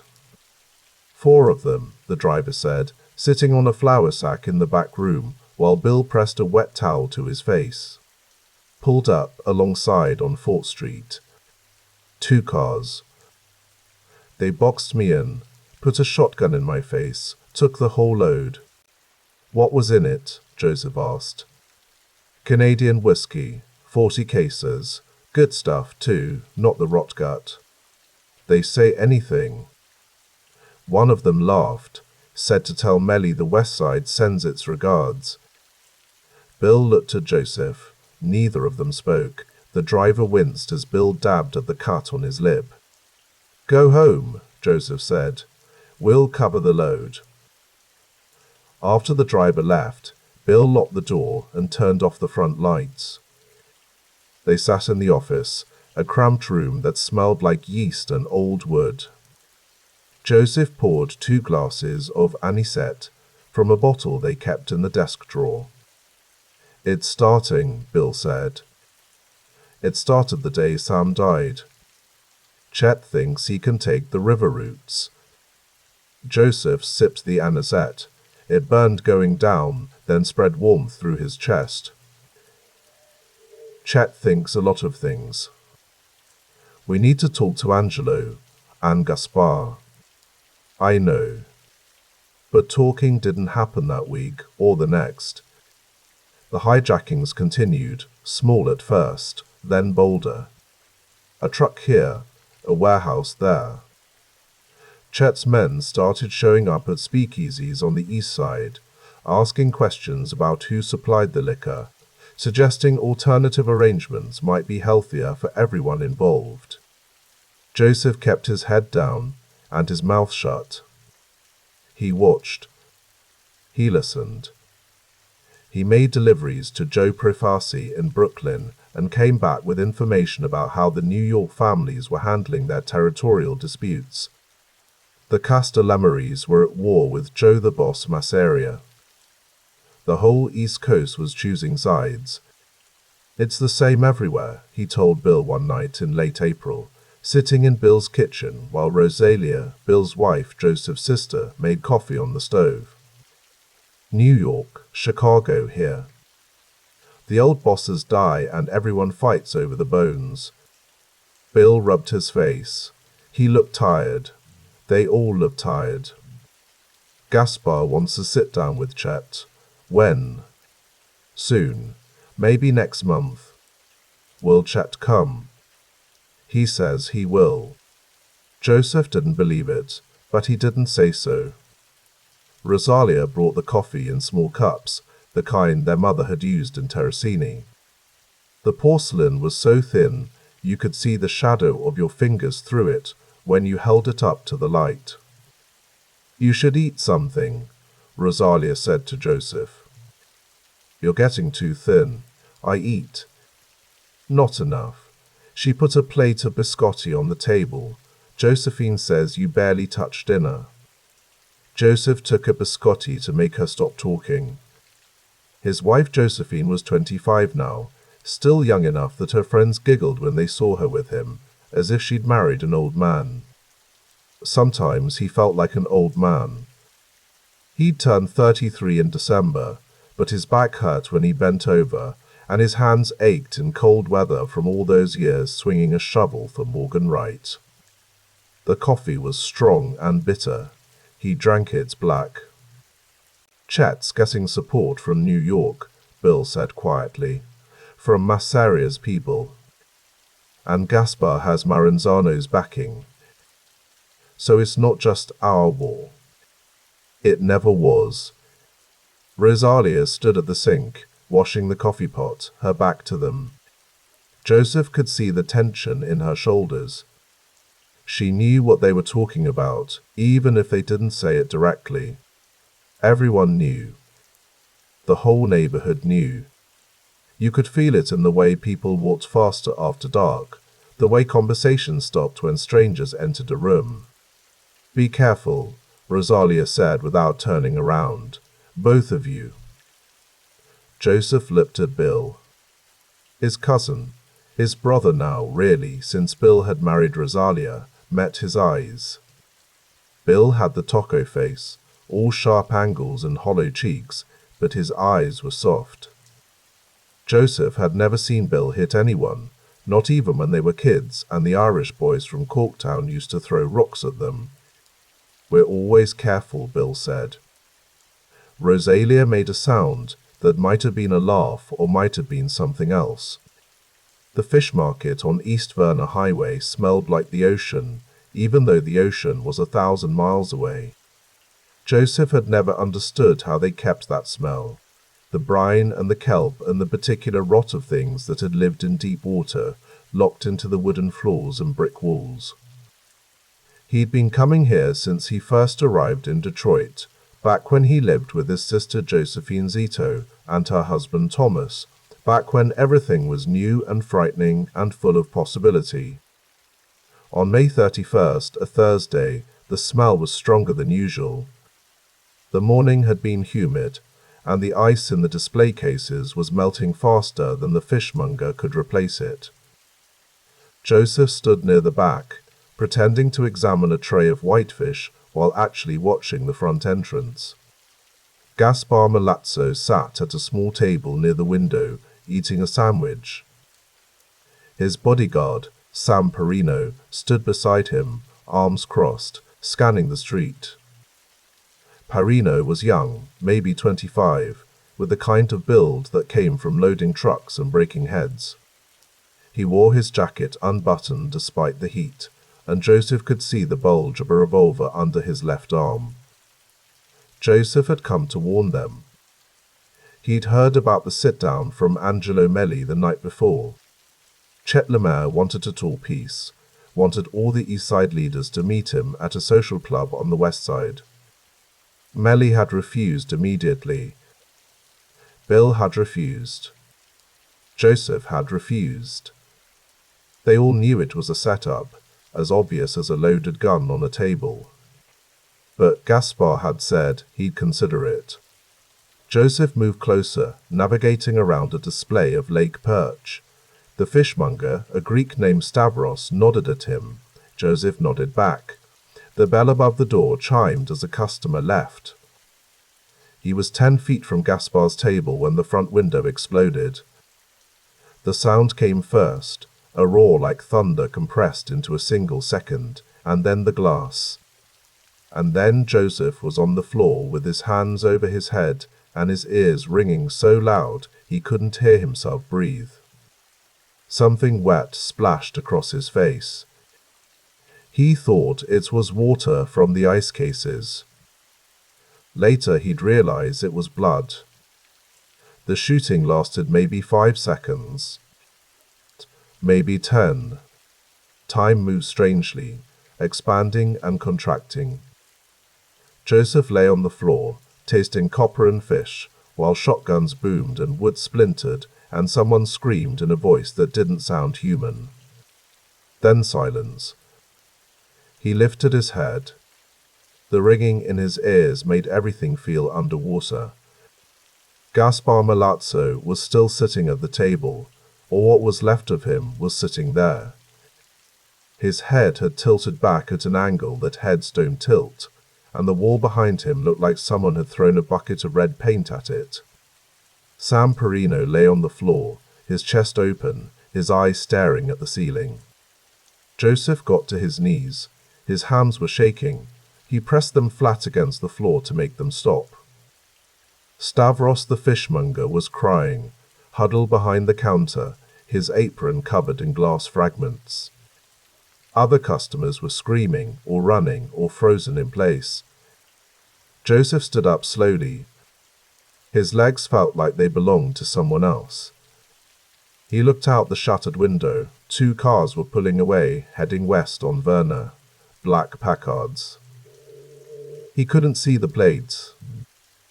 Someone grabbed his arm. He spun, his hand going to his waistband before he realized it was Angelo Melli. Angelo's face was white, his eyes wild.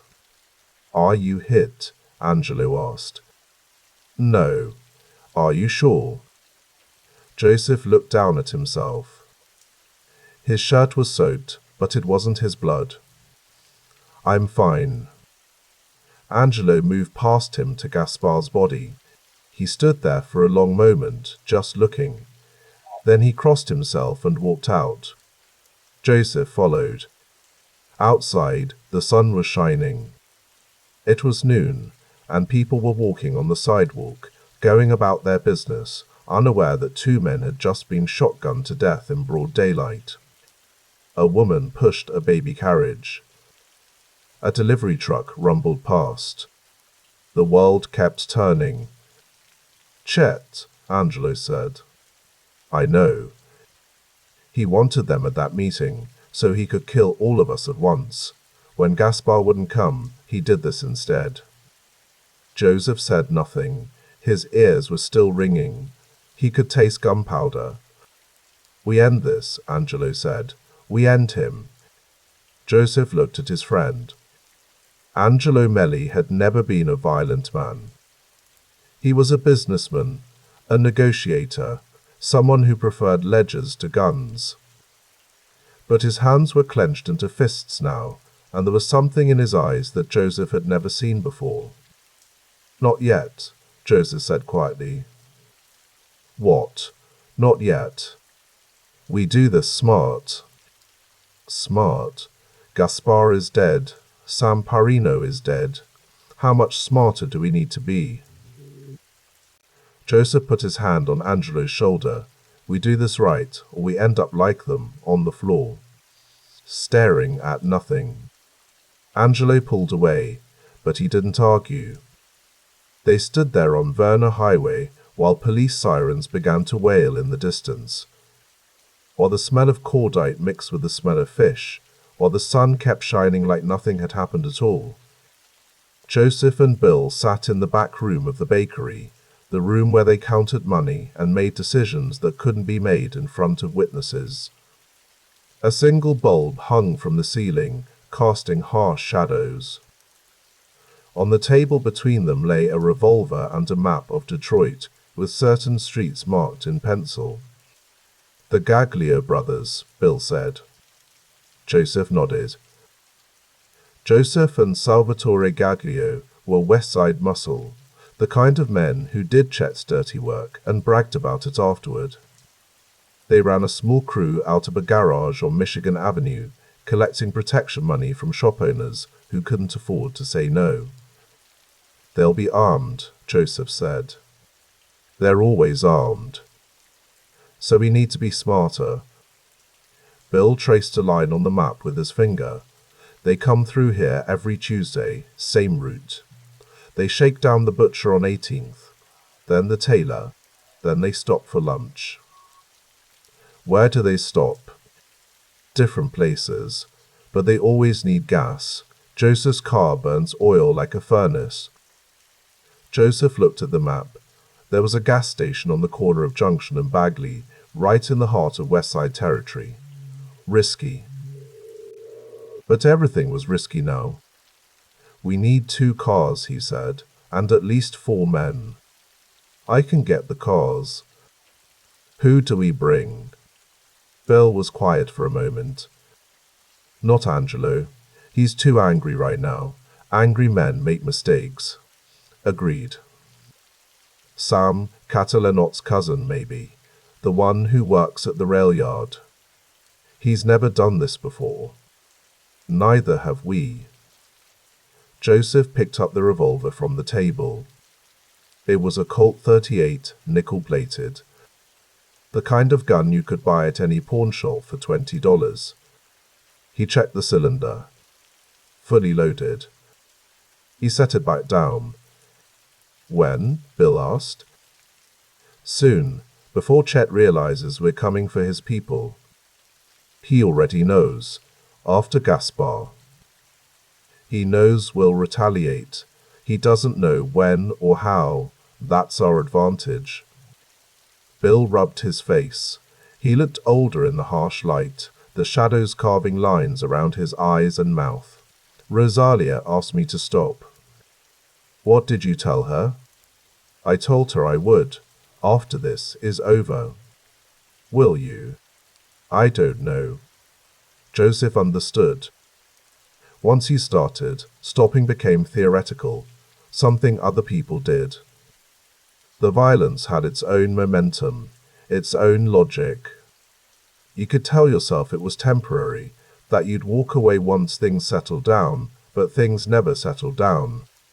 There was always another threat, another insult, another body that needed avenging.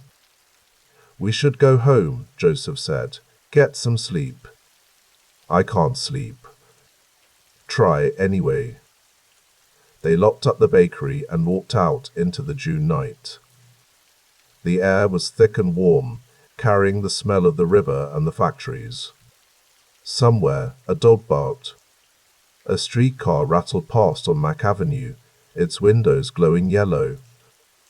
Joseph walked home slowly, his hands in his pockets, his mind elsewhere. Josephine would be waiting up for him. She always waited up, sitting in the parlor with a magazine she wasn't really reading, listening for his footsteps on the porch. When he came in, she'd ask how his day was, and he'd say fine, and she'd nod like she believed him. He thought about Gaspar Milazzo sitting at that table, eating a sandwich, unaware that he had 5 minutes left to live. Had Gaspar known, in that last second, what was happening? Had he felt the buckshot tear through him, or had it been too fast, his brain shutting down before the pain could register? Joseph didn't want to die in a fish market. He didn't want to die at all, but if it happened, he wanted it to be on his terms, quick, unexpected, not sprawled on a floor, choking on his own blood while strangers stared. He reached his house on East Congress. The lights were on in the parlor, just as he'd known they would be. He stood on the sidewalk for a moment, looking up at the window, gathering himself. Then he climbed the steps and went inside. Josephine looked up from her magazine. "You're late." "I know." "There's dinner in the icebox." "I'm not hungry." She studied his face. She was good at reading him, better than he liked. "What happened?" "Nothing." "Joseph." "Nothing happened." "I'm tired. I'm going to bed."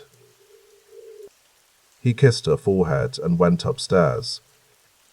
In the bedroom, he undressed in the dark, folding his clothes over the chair, checking the pockets for anything incriminating. His shirt still smelled like fish and gunpowder. He'd have to burn it. He lay in bed, staring at the ceiling, listening to Josephine move around downstairs. Eventually she came up, slipped under the covers beside him. She didn't ask any more questions. She just lay there, her breathing gradually slowing, until she fell asleep. Joseph stayed awake. The gas station on Junction and Bagley had 2 pumps and a small office with a Coca-Cola sign in the window. Joseph sat in a Ford Model a half a block away, watching the Gaglio brothers' Chevrolet pull up to the pumps. It was a Tuesday afternoon, hot and bright, the kind of day when the asphalt shimmered and dogs lay panting in whatever shade they could find. Joseph Gaglio got out of the driver's side. He was a thick man, built like a brick shithouse, with arms that strained the sleeves of his shirt. His brother Salvatore stayed in the passenger seat, smoking a cigarette, his window rolled down. The attendant came out, a skinny kid, maybe 18, and started filling the tank. Joseph's car idled quietly. Bill sat beside him in the passenger seat. In the back were 2 men from the East Side crew, both holding shotguns across their laps. Nobody spoke. Joseph Gaglio went into the office, probably to use the toilet or buy cigarettes. The attendant kept pumping gas. Salvatore kept smoking. The world kept turning.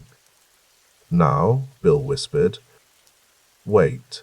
Joseph Gaglio came back out, wiping his hands on his pants. He said something to the attendant, who laughed. They were relaxed, unaware. This was their territory, their neighborhood. They felt safe. Joseph put the Model A in gear and pulled forward slowly, like he was just another car needing gas. He stopped behind the Chevrolet, blocking it in. The attendant looked up, confused. Joseph Gaglio turned. The men in the back seat raised their shotguns and fired through the open windows.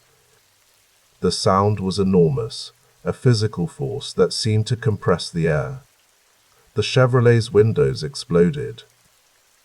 Salvatore Gaglio jerked in his seat like a puppet with cut strings. Joseph Gaglio dove behind the pumps, reaching for his waistband. The second volley caught him in the chest and throat. He went down hard, his head cracking against the concrete. The attendant was screaming, running toward the office. Joseph reversed the Model A, tires squealing, and pulled away.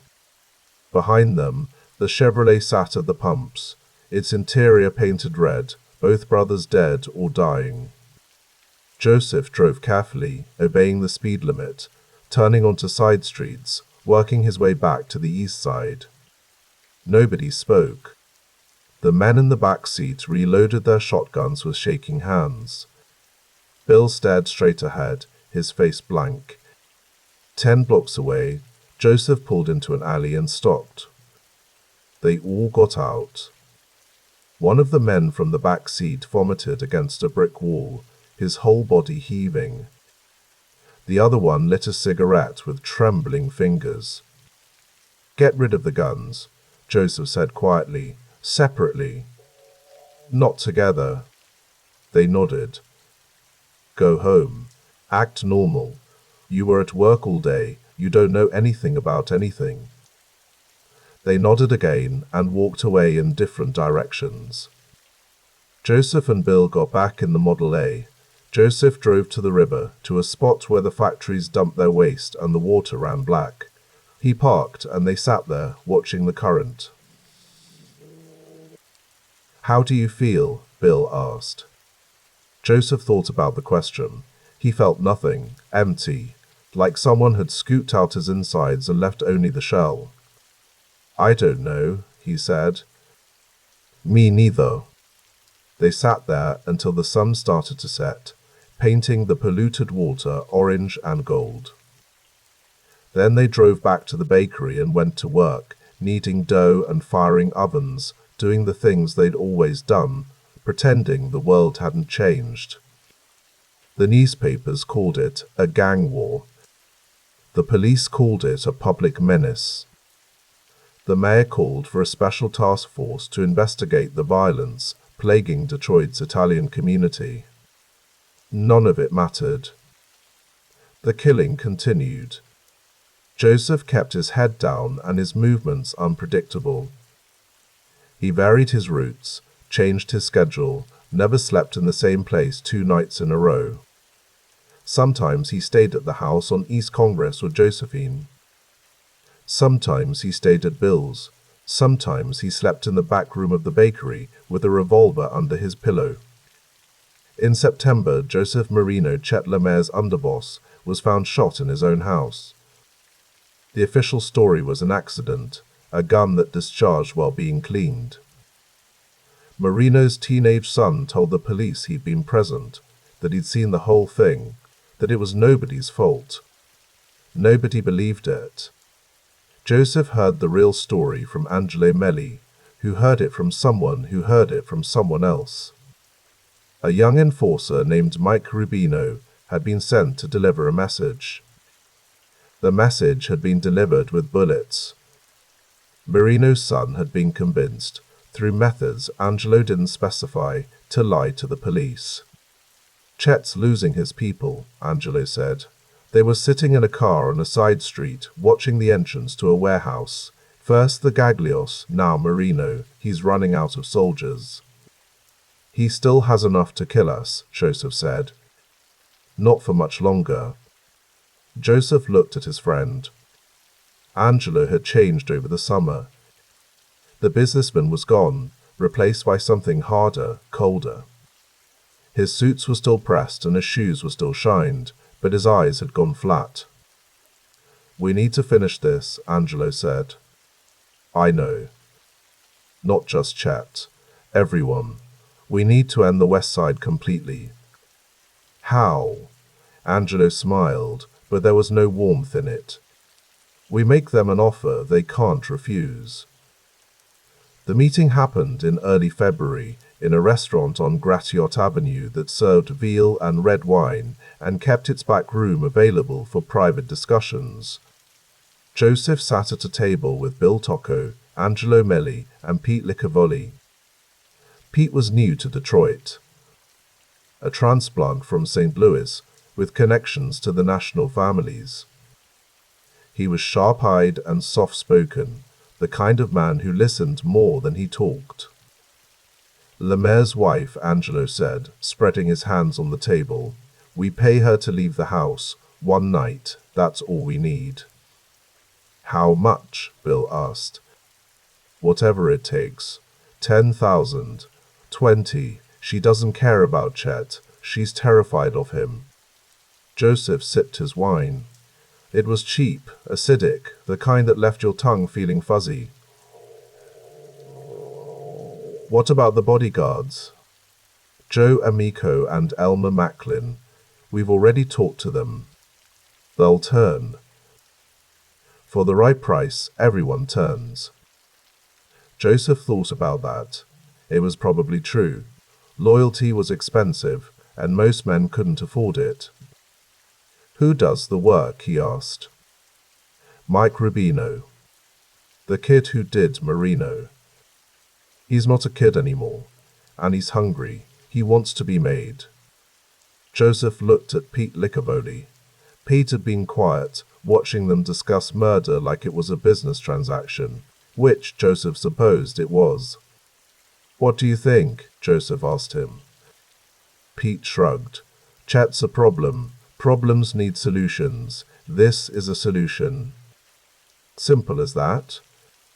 Simple as that. Joseph finished his wine. The restaurant's back room smelled like garlic and cigarette smoke, and the particular mustiness of old carpet.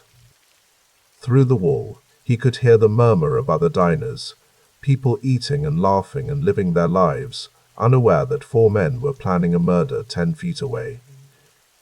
When? He asked. Soon, Angelo said, before Chet realizes what's happening. He already knows something's happening. He doesn't know what. That's the difference. They left the restaurant separately, at intervals, like strangers who'd happened to be in the same place at the same time. Joseph walked to his car, got in, sat there for a moment with his hands on the steering wheel. He thought about Chet Lemaire, a man he'd never spoken to, never shaken hands with, never wronged in any personal way. They were enemies because circumstances had made them enemies, because dead men had left a vacuum, and nature abhorred vacuums. If Sam Catalanot had lived, maybe none of this would have happened. Maybe they'd all still be running liquor and making money and pretending they were businessmen instead of killers. But Sam was dead, and Gaspar was dead, and the Gaglio brothers were dead, and Joseph Marino was dead. And soon Chet Lamar would be dead too. Joseph started the car and drove home. February 6, 1931. A Wednesday. The temperature had dropped below 0, and the streets were slick with ice. Joseph stayed home that night, sitting in his parlor with Josephine, listening to the radio. Rudy Valle was singing something about a sweetheart. Josephine was knitting a scarf. The normalcy of it felt absurd. The phone rang at 9:30. Joseph answered it. Angelo's voice came through, crackling with static. It's done. Joseph said nothing. You hear me? Angelo asked. I hear you. No problems. Clean. Good. Joseph hung up. Josephine looked at him from her chair. Her knitting needles paused. Who was that? She asked. Wrong number. She didn't believe him, but she went back to her knitting. Joseph sat down and stared at the radio. Rudy Valle kept singing. The music seemed to come from very far away, from a world where people fell in love and danced and didn't think about men being shot in their kitchens while drinking coffee. He wondered if Chet Lemaire had known, in that last second, what was happening. If he'd seen Mike Rubino's face and understood that his bodyguards had betrayed him, that his wife had been paid to leave, that he'd been outmaneuvered by men he'd underestimated. Probably not. It had probably been too fast. Joseph hoped it had been fast. Not out of mercy. He didn't feel merciful, but because fast meant efficient, and efficient meant professional, and professional meant they'd done it right. He went to bed early that night and lay awake for hours, listening to Josephine breathe beside him, thinking about nothing and everything, until finally, sometime near dawn, he fell asleep. The war ended not with a treaty, but with exhaustion.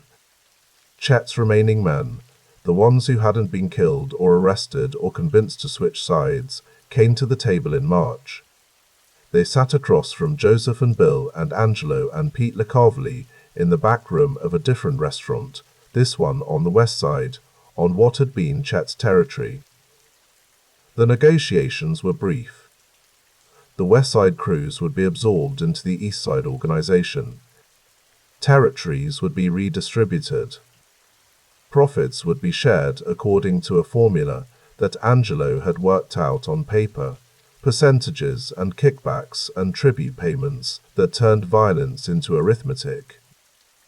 "We're forming a council," Bill said, "a ruling body, no more one boss calling all the shots." The West Side representatives, two men whose names Joseph didn't bother learning, nodded. 5 seats, Bill continued.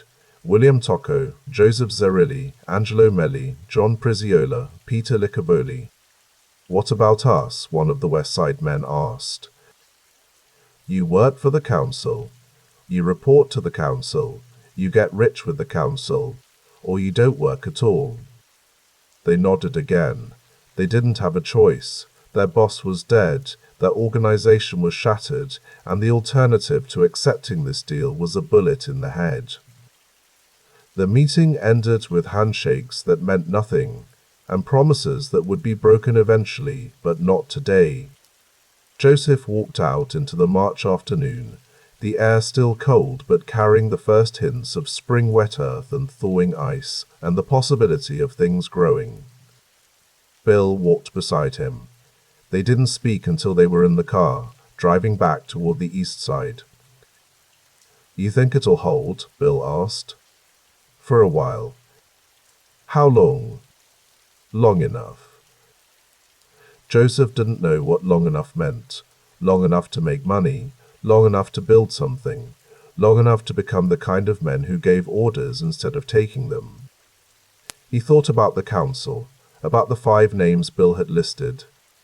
All of them from Terracini, except Angelo. All of them men who'd survived the war, not through luck but through calculation.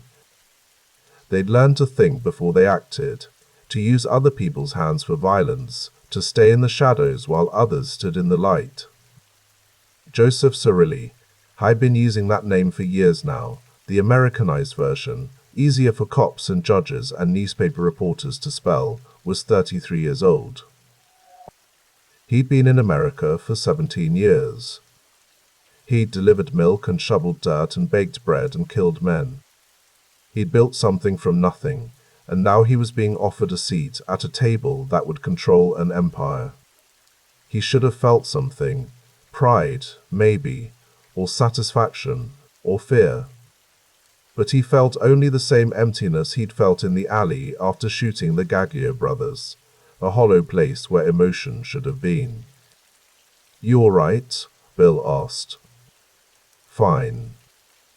"You don't look fine." "I'm tired." "We're all tired." Joseph looked out the window at the streets sliding past, the grocery stores and barber shops and churches. The ordinary life of a city that had no idea what had just been decided in a back room over veal and wine. People walked on sidewalks. Children played in yards. Streetcars rattled along their tracks. The world kept turning. It always did. The rain came down in sheets that October afternoon, turning the Detroit River into hammered pewter. From his office window on the 7th floor of the Guardian building, a man could watch the ore freighters slide through the murk toward the Rouge plant, their horns low and mournful. Joseph Zerilli stood there now, one hand resting on the radiator's warm ribs, the other holding a telephone receiver against his ear. He said nothing. Just listened to the voice on the other end, a voice from Hamtramck, where the Polish were at the assembly lines and the Union men were starting to talk. "They're organizing," the voice said. Crackling on the line. UAW's got organizers in the plants, handing out pamphlets at shift change. Zerilli watched a gull wheel past the window, its wings fighting the wind. How many? Enough. Ford's people are worried. He let the silence stretch. Across the street, the Penobscot building's spire disappeared into low cloud.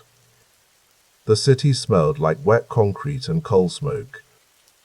The kind of smell that got into your clothes and stayed there. "Tell Bennett I'll talk to Peter," he said finally. "When?" "Soon." He hung up without waiting for a reply. The telephone's bell housing was still warm from his palm. He turned from the window and crossed to his desk, a massive walnut piece that had belonged to some lumber baron before the crash. The surface was clean, except for a crystal ashtray and a single manila folder. Inside the folder, names. Union organizers. Shift supervisors who'd been heard sympathizing. A priest at St. Hedwig's, who'd been giving sermons about workers' dignity. Zerilli opened his cigarette case, sterling silver, a gift from his wife on their 10th anniversary, and selected a lucky strike. The match flared sulphur bright in the dim office. He drew smoke deep into his lungs and held it there, feeling the burn. The door opened without a knock. Angelo Melli stepped inside, shaking rain from his fedora. Water beaded on the felt brim and dripped onto the Turkish carpet. Melli was built like a stevedore thick, through the chest and shoulders, hands that looked like they'd been carved from oak. But he moved quietly for a big man. Always had. "Traffic's murder," Melli said, hanging his coat on the rack. "Streetcar broke down on Woodward. Had to walk 4 blocks." Zerilli gestured to the chair across from his desk. Mealy sat, producing his own cigarettes. Chesterfields, and lighting one with a kitchen match, he struck on his thumbnail. "Ford's getting nervous," Zerilli said. "Ford's always nervous. Man's got more paranoia than sense. This is different. The UAW's making noise, real noise. They're talking strike." Melli exhaled through his nose, twin streams of smoke. Outside, the rain intensified, drumming against the window glass. "What's Bennett want?" "What he always wants. Muscle. Bodies to stand at the gates, rough up the organizers, make it clear there's a price for union talk. And we're supposed to provide these bodies. Peter can handle it." Peter Licavoli. Zerilli's cousin by marriage, a man who'd come up through the bootlegging wars with a reputation for efficiency. When you needed something done, a shipment protected, a rival discouraged, a message delivered in terms even the slow-witted could understand, Peter was who you called. He ran a crew out of downriver, mostly Sicilians from the old neighborhood, men who understood the value of silence. Mealy tapped ash into the tray. "Bennett's going to want them on Ford's payroll. Make it look legitimate." "Let him. The money's good, and it gives our people cover." "What about the council? Tocco going to approve this?" Zerilli drew on his cigarette, considering. William Tocco Black Bill, they called him, though never to his face, was technically the boss. Had been since the Crosstown War ended, and they'd carved up the city into territories that made sense. But Tocco was in federal custody now, fighting tax charges that would probably send him to Leavenworth for the better part of a decade. In his absence, the council made decisions collectively. Zerilli, Melli, Priziola, Licoboli. 4 men who'd survived the bootlegging wars by being smarter and more patient than their enemies. Bill's got enough problems, Zerilli said. We handle this ourselves. Melli studied him through the smoke. They'd known each other since before the Janola days, back when Detroit's underworld was still a patchwork of street gangs and ambitious Sicilians trying to carve out territory. Melli had been there the night they'd killed Tony Badalamenti, standing lookout while young Mike Rubino put 3 bullets into the grocer's chest. He'd been there when Sam Catalanot died and the fragile peace collapsed into open war. He knew Zerilli better than anyone except maybe Bill Tocco, and he knew when the man had already made up his mind. I'll talk to Peter, Melli said, but this gets complicated, it's on you. It won't get complicated. Melli stood, grinding his cigarette out in the ashtray. Famous last words. After he left, Zerilli returned to the window. The rain was letting up now, reduced to a fine mist that hung in the air like gauze. Down on Griswold, people hurried past with newspapers held over their heads. A checker cab splashed through a puddle, soaking a woman in a fox fur stole. She shouted something the cabbie couldn't hear. Zerilli thought about the union men. Most of them were decent enough, Polish and Irish Catholics who just wanted fair wages and safer conditions. They worked 12-hour shifts in plants where the air was thick with metal dust and the noise could deafen you if you weren't careful.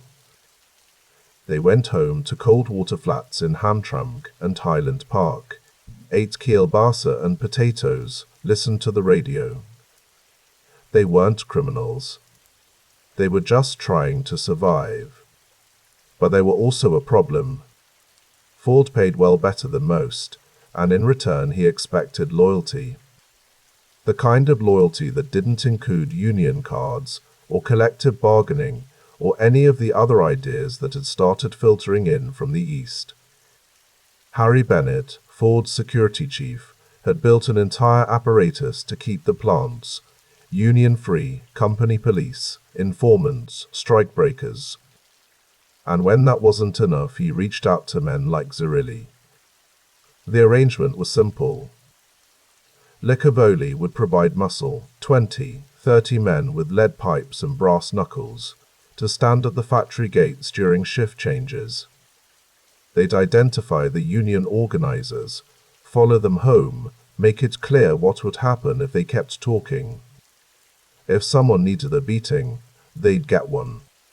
If someone needed to disappear for a few days, that could be arranged too. And in return, Ford would put Licoboli's men on the payroll at inflated wages. $30 a week for standing around looking menacing. $50 if you actually had to crack skulls. It was good money. Clean money, technically. Paychecks issued by Ford Motor Company, taxes withheld, everything above board. The perfect cover for men who needed to explain their income to wives and landlords and, increasingly, to federal agents who were starting to ask uncomfortable questions about where bootleggers' fortunes had gone now that prohibition was over. Zerilli finished his cigarette and crushed it out. The ashtray was filling up. He'd need to have it emptied before he left for the day. The telephone rang. He let it ring 3 times before answering. Yeah. It's Peter. Licoboli's voice was rough, like he'd spent the morning shouting. Angelo just called, says you got work. Ford work. Union trouble. How much trouble? Enough that Bennett's willing to pay. A pause. Zerilli could hear voices in the background, the clatter of dishes. Pisa was calling from a restaurant somewhere, probably the Italian place on Fort Street where he held court most afternoons. I can put together a crew, Peter said, 20 guys, maybe 25. But I need to know how rough you want this. Rough enough to make them think twice, not rough enough to make headlines. So, no hospitals. Not unless it can't be helped. Another pause. Bennett's going to want us to do more than just stand around. You know that, right? He's going to want examples made. Zerilli's jaw tightened. He did know that. Bennett had a reputation for brutality that made even hardened mobsters uncomfortable. The man kept a private zoo at his house. Lions, tigers, bears, and there were stories about what happened to people who crossed him. Stories that probably weren't true, but that Bennett did nothing to discourage. Do what you have to do, Zerilli said. Just keep it clean.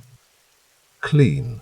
Peter laughed, a sound like gravel sliding down a chute. Yeah, okay, I'll keep it clean.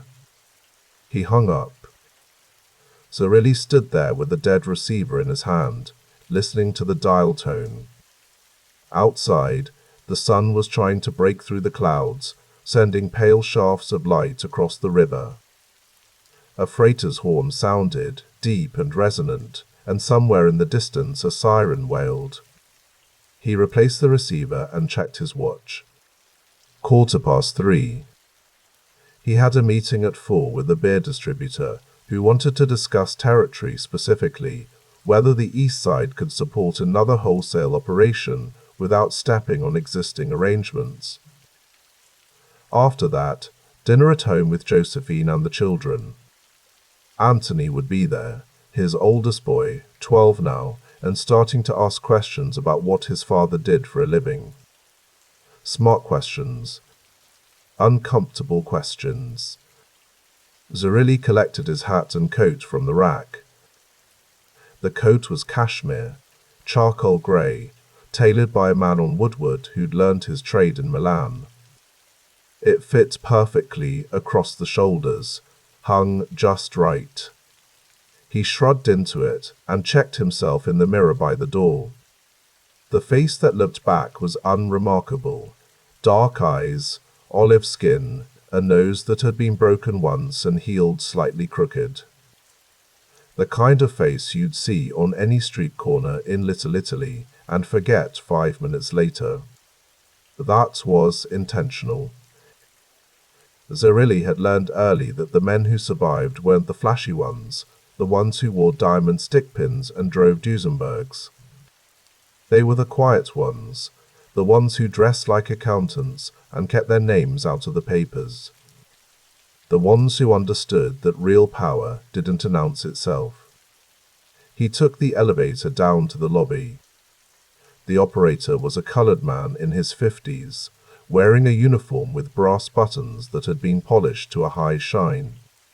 He nodded to Zerilli without speaking, pulled the brass gate closed, and started the descent. The car smelled like lemon oil and cigarette smoke. Nasty day, the operator said, eyes on the floor indicator. It'll clear. Radio says more rain tonight.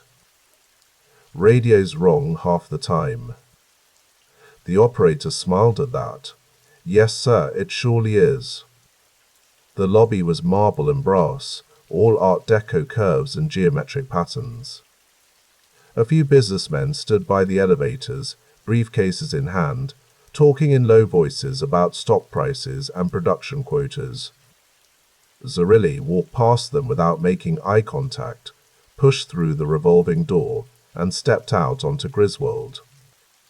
The rain had stopped, but the streets were still wet, reflecting the grey sky and pools of standing water.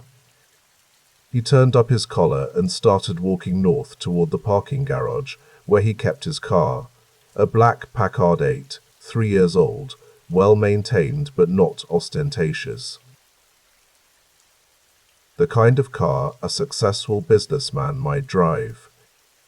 He was halfway to the garage when he noticed the tail. The man was good stayed, about half a block back, paused to look in shop windows when Zerilli slowed, kept other pedestrians between them. But Zerilli had been watching for tails since 1920, since the days when John Batali's men were hunting Genola loyalists through the streets of Little Italy. You develop instincts.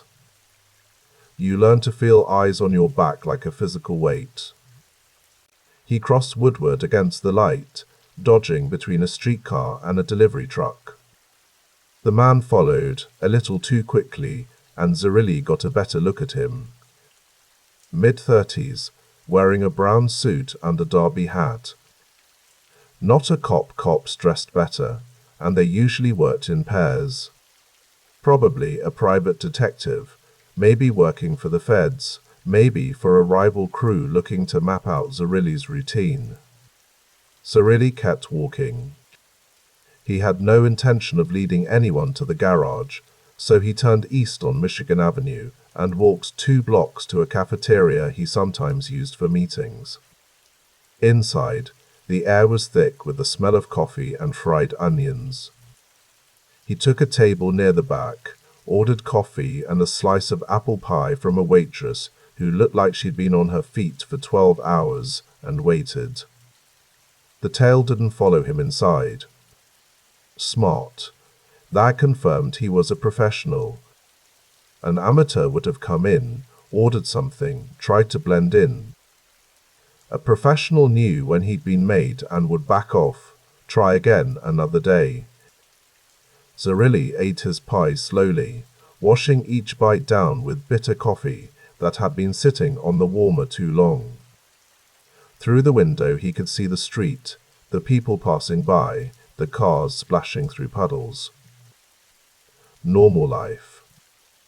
The kind of life he'd never really had, even as a kid in Terracini when his father worked construction and his mother took in laundry. Even then, he'd understood that the world was divided into people who gave orders and people who took them, and that the only way to survive was to figure out which side you were on. By the time he finished, the tail was gone. He left a quarter on the table, more than the pie and coffee cost, and walked back to the garage. The Packard started on the first try, the engine settling into a smooth idle. He let it warm up for a minute, then pulled out onto Griswold and headed east toward home. The house was on Middlesex Road in Grosse Pointe Park, a 2-story brick colonial with a slate roof and a lawn that stayed green even in August. It sat back from the street behind a low iron fence, flanked by elms that were just starting to turn color. Zerilli had bought it in 1933 with cash, paying under market value because the previous owner, a stockbroker, had jumped from the Penobscot building during the crash, and the widow wanted out of Detroit. He parked in the garage out back and walked up the flagstone path to the kitchen door. Inside, the house smelled like roasting chicken and rosemary. Josephine was at the stove, stirring something in a copper pot. She looked up when he entered, her face softening into a smile that didn't quite reach her eyes. "You're early," she said. "Meeting got cancelled." He kissed her cheek. She smelled like Chanel No. 5 and cooking sherry, and hung his hat on the hook by the door. The kitchen was warm, almost too warm, the radiators clanking and hissing. He loosened his tie. "Anthony's upstairs doing homework," Josephine said. "Rosalie's at her friend's house, should be back by 6. You want a drink?" "Scotch. Neat." She poured it for him from the bottle they kept in the pantry. Johnny Walker Black Label. Smuggled in from Windsor before repeal, and still better than anything you could buy legally. He took the glass and walked into the living room, where the evening paper was folded on the coffee table. He sat in his chair, a leather wingback that had molded itself to his shape over the years, and opened the paper. The front page was all bad news. Hitler was making noise about Czechoslovakia. The Spanish Civil War was grinding on, killing thousands. Closer to home, there was a story about a strike at a GM plant in Flint, workers sitting down on the assembly line and refusing to leave. The kind of thing that made Ford nervous. He turned to the business section. Stock prices were up slightly, which meant nothing. The market had been up and down like a yo-yo since '37, and nobody really knew what it meant anymore. He scanned the columns until he found what he was looking for, a small item about construction permits issued for a new warehouse complex on the east side.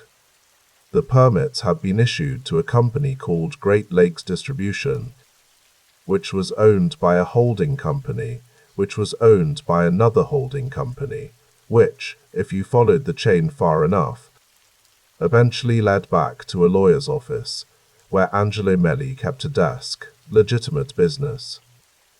That was the future, Zerilli knew. The bootlegging days were over, and the numbers racket was getting too hot with the feds sniffing around. You needed clean money now, businesses that could explain your income, properties that appreciated, investments that paid dividends. The muscle work, the stuff with Ford and Bennett, that was just a way to keep cash flowing while they built something more permanent. Footsteps on the stairs. Anthony appeared in the doorway, a textbook under one arm. He was tall for 12, already pushing 5'8", with his mother's dark eyes and his father's careful way of moving. "Pop, can you help me with my math homework?" Zerilli folded the paper. "What kind of math?" "Fractions. I don't get how you're supposed to multiply them." They sat at the dining room table, the textbook open between them. Zerilli walked his son through the problems. Numerator times numerator, denominator times denominator, reduced to lowest terms, watching the boy's face as understanding slowly dawned. Anthony was smart, maybe too smart. He asked questions that other kids his age wouldn't think to ask, made connections that surprised his teachers. "You got it now?" Zerilli asked. "I think so."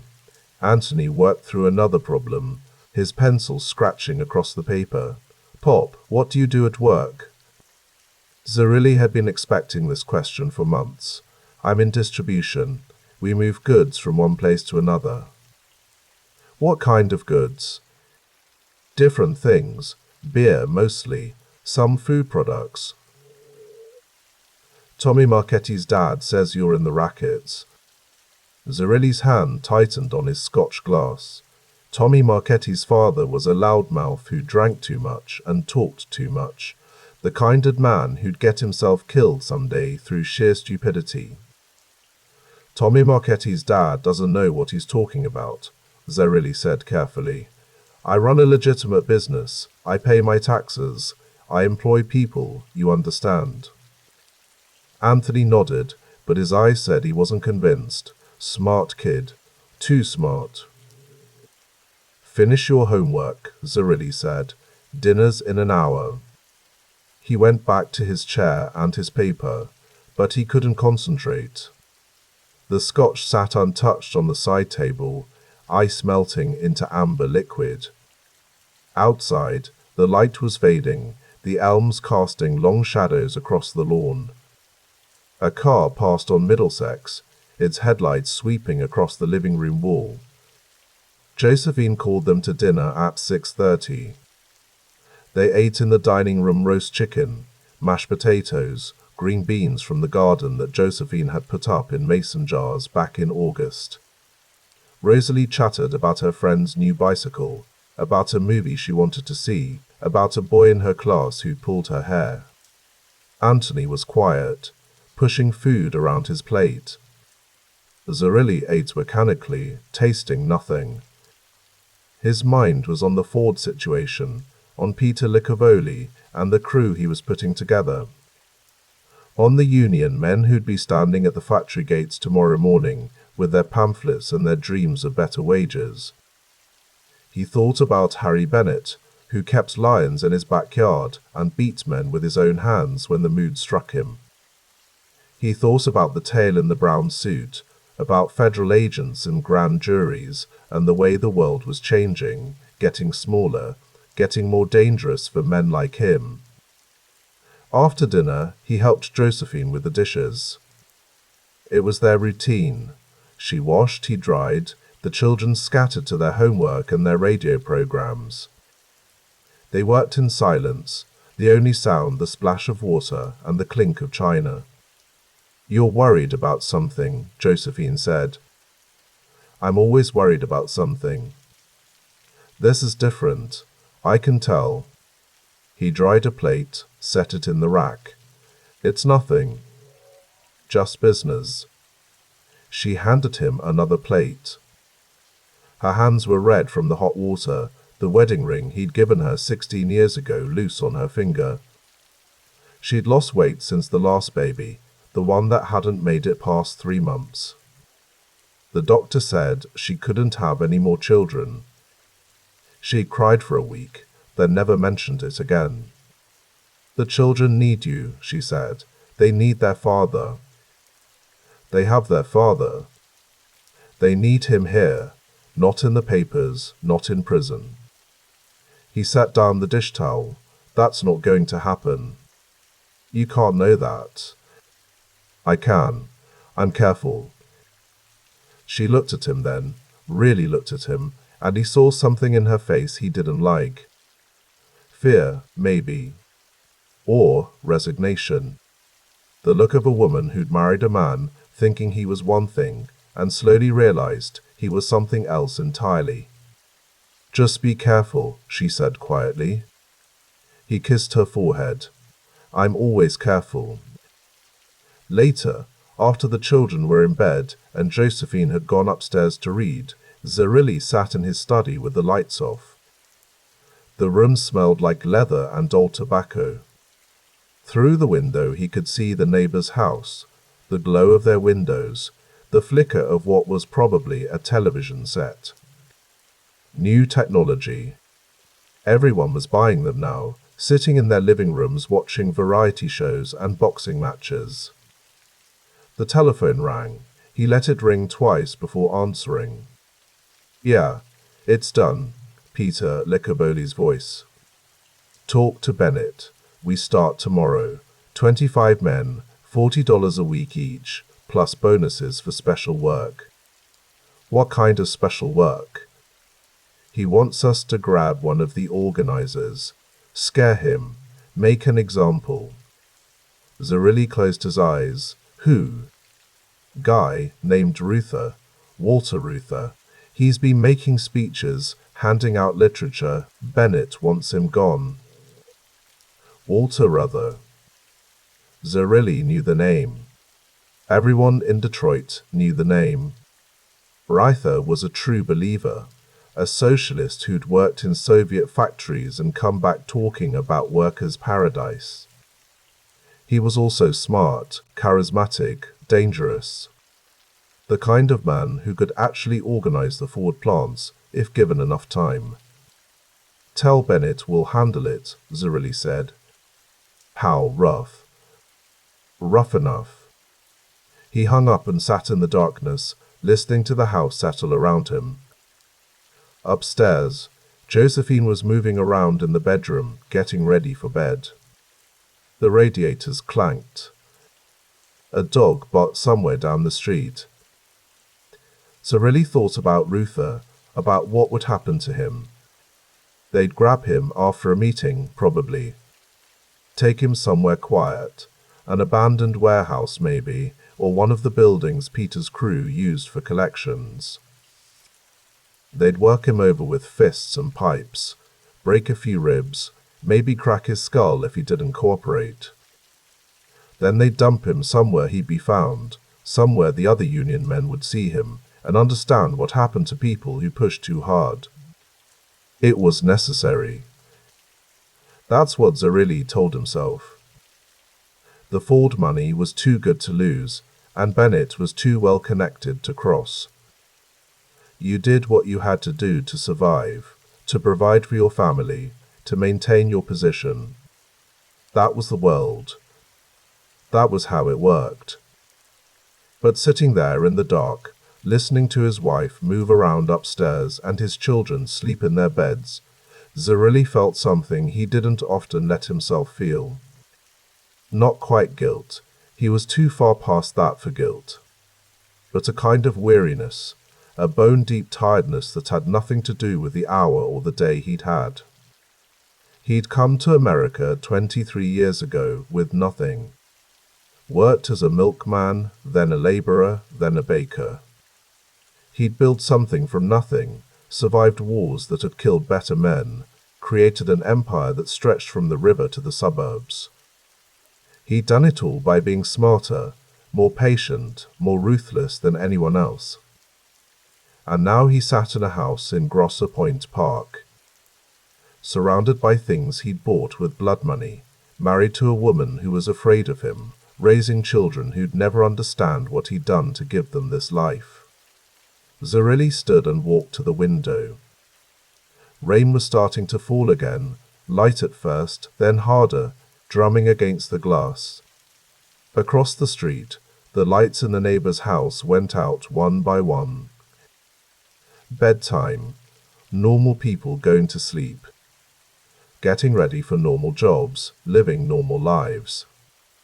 He pressed his palm against the cold glass and felt the rain's vibration through it. Somewhere out there, Walter Ruther was probably sleeping too, dreaming of workers' paradise and 8-hour days. Tomorrow Peter's crew would find him, and those dreams would end in blood and broken bones. And, the day after that, it would be someone else. Some other problem, some other threat, some other thing that needed to be handled. It never stopped. That was the thing nobody told you about power. Once you had it, you could never let go. The moment you relaxed, the moment you showed weakness, someone would take it from you. So you kept fighting, kept scheming, kept doing whatever had to be done. You became the kind of man who ordered beatings and fixed unions and corrupted politicians. You became the kind of man your children were afraid to ask questions about. You became Joseph Zerilli. He turned away from the window and climbed the stairs to bed. Josephine was already asleep, her breathing soft and even in the darkness. He undressed quietly, hanging his suit in the closet, placing his shoes on the rack. Then he stood under the covers and lay there, staring at the ceiling, listening to the rain. Sleep didn't come for a long time. And when it did, it brought dreams of Terracini, the town he'd left behind, the place he could never return to. In the dreams he was young again, standing on the beach watching fishing boats come in with the morning catch. The water was impossibly blue. The sun was warm on his face, and somewhere in the distance, his mother was calling his name. But when he woke, he was in Grosse Pointe Park, in a house built with dirty money, next to a woman who loved him and feared him in equal measure. The rain had stopped. Grey light filtered through the curtains. Another day was beginning. He rose and dressed and went downstairs to read the paper and drink his coffee and prepare for whatever came next. Because that's what you did. You kept going. You kept fighting. You survived. That was all there was. The rain came down in sheets that October evening, turning Gratiot Avenue into a river of oil and reflected neon. From the third-floor window of the Paradise Valley Social Club, you could see the whole of Black Bottom spreading out below rooming houses with sagging porches. Storefront churches with hand-painted signs, and on every other corner, a policy writer with his slipbook tucked inside his coat. Joseph Zerilli stood at that window with his hands clasped behind his back, watching the street below with the same expression a banker might wear while reviewing ledgers. The rain drummed against the glass. Somewhere in the building, a radio played Count Basie, the sound muffled by walls and distance, until it became just another texture in the night. Behind him, Angelo Melli cleared his throat. "The MacDonald woman," Melli said, His voice carried the flat affect of a man reporting yesterday's weather. She left letters, named names. Zerilli didn't turn from the window. Below, a black Packard with chrome running boards pulled to the curb. Two men in fedoras climbed out, collars turned up against the rain. They disappeared into a doorway where a red bulb burned above the frame. "What names?" Zerilli asked. "Police captains, councilmen, the mayor's office." Melly paused. "Some of our people." Now Zerilli turned. The light from the single desk lamp caught the planes of his face. Sharp nose, deep-set eyes that gave away nothing. At 41, he had the build of a man who'd spent his youth hauling milk crates and mixing dough, compact and solid. His suit was charcoal wool, well-tailored but not flashy. The kind of suit a successful baker might wear. "Our people," he repeated. Melly nodded. He stood near the door with his hat in his hands, turning the brim slowly. "The numbers operators she mentioned, 2 of them work our layoff banks. The cops she named, we've been paying them since 36. Zerilli walked to the desk and picked up a cigarette from a silver case. He didn't light it immediately, just held it between his fingers, studying it as if the tobacco might contain some answer written in code. "This judge," he said, "Ferguson. One-man grand jury. They're calling it a clean-up. Reform." Melly's mouth twisted slightly on the word. "The way you might taste spoiled milk. The newspapers are printing her letters. Every edition, more names." Through the floorboards came the thump of bass notes from the club below. Thursday night, the place would be packed, factory workers and porters and dining car men. All of them with a dime or a quarter to put down on a 3-digit number that might, if God or luck smiled, pay out 600 to 1. The policy game had made Detroit's Black Bottom into a gold mine. $10 million a year flowing through the neighborhood, and a river of that money eventually made its way upstairs.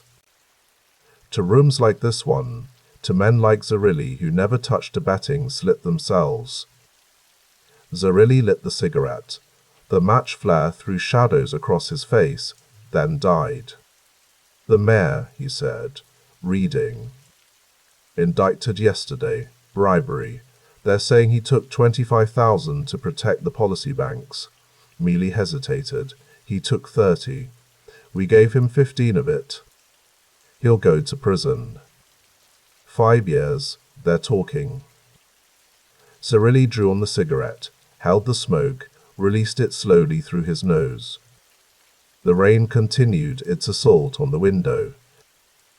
Across the street, a woman in a yellow raincoat hurried past, one hand holding her hat, the other clutching a newspaper over her head. The ink would be running by now, headlines bleeding into advertisements, the whole mess of words dissolving into grey pulp. "The operators she named," Zerilli said, "the ones who work our banks. Samuel Brooks and Willie Jefferson, both running houses in Paradise Valley. Good earners. They'll talk." Melly shook his head. "Not to save themselves, but if Ferguson squeezes them about the layoff arrangements," he trailed off, "the implication clear enough." Zerilli walked back to the window. The Packard was still at the curb, engine running, exhaust mixing with the rain. He thought about the chain of hands money passed through before it reached him. The better giving a dime to a writer. The writer passing slips and cash to a house operator like Brooks or Jefferson. The operator laying off the heavy action with a bigger bank. One of the syndicate banks that Zerilli's people controlled. And from there, the money climbing higher still, filtered through front companies and legitimate businesses until it emerged clean on the other side.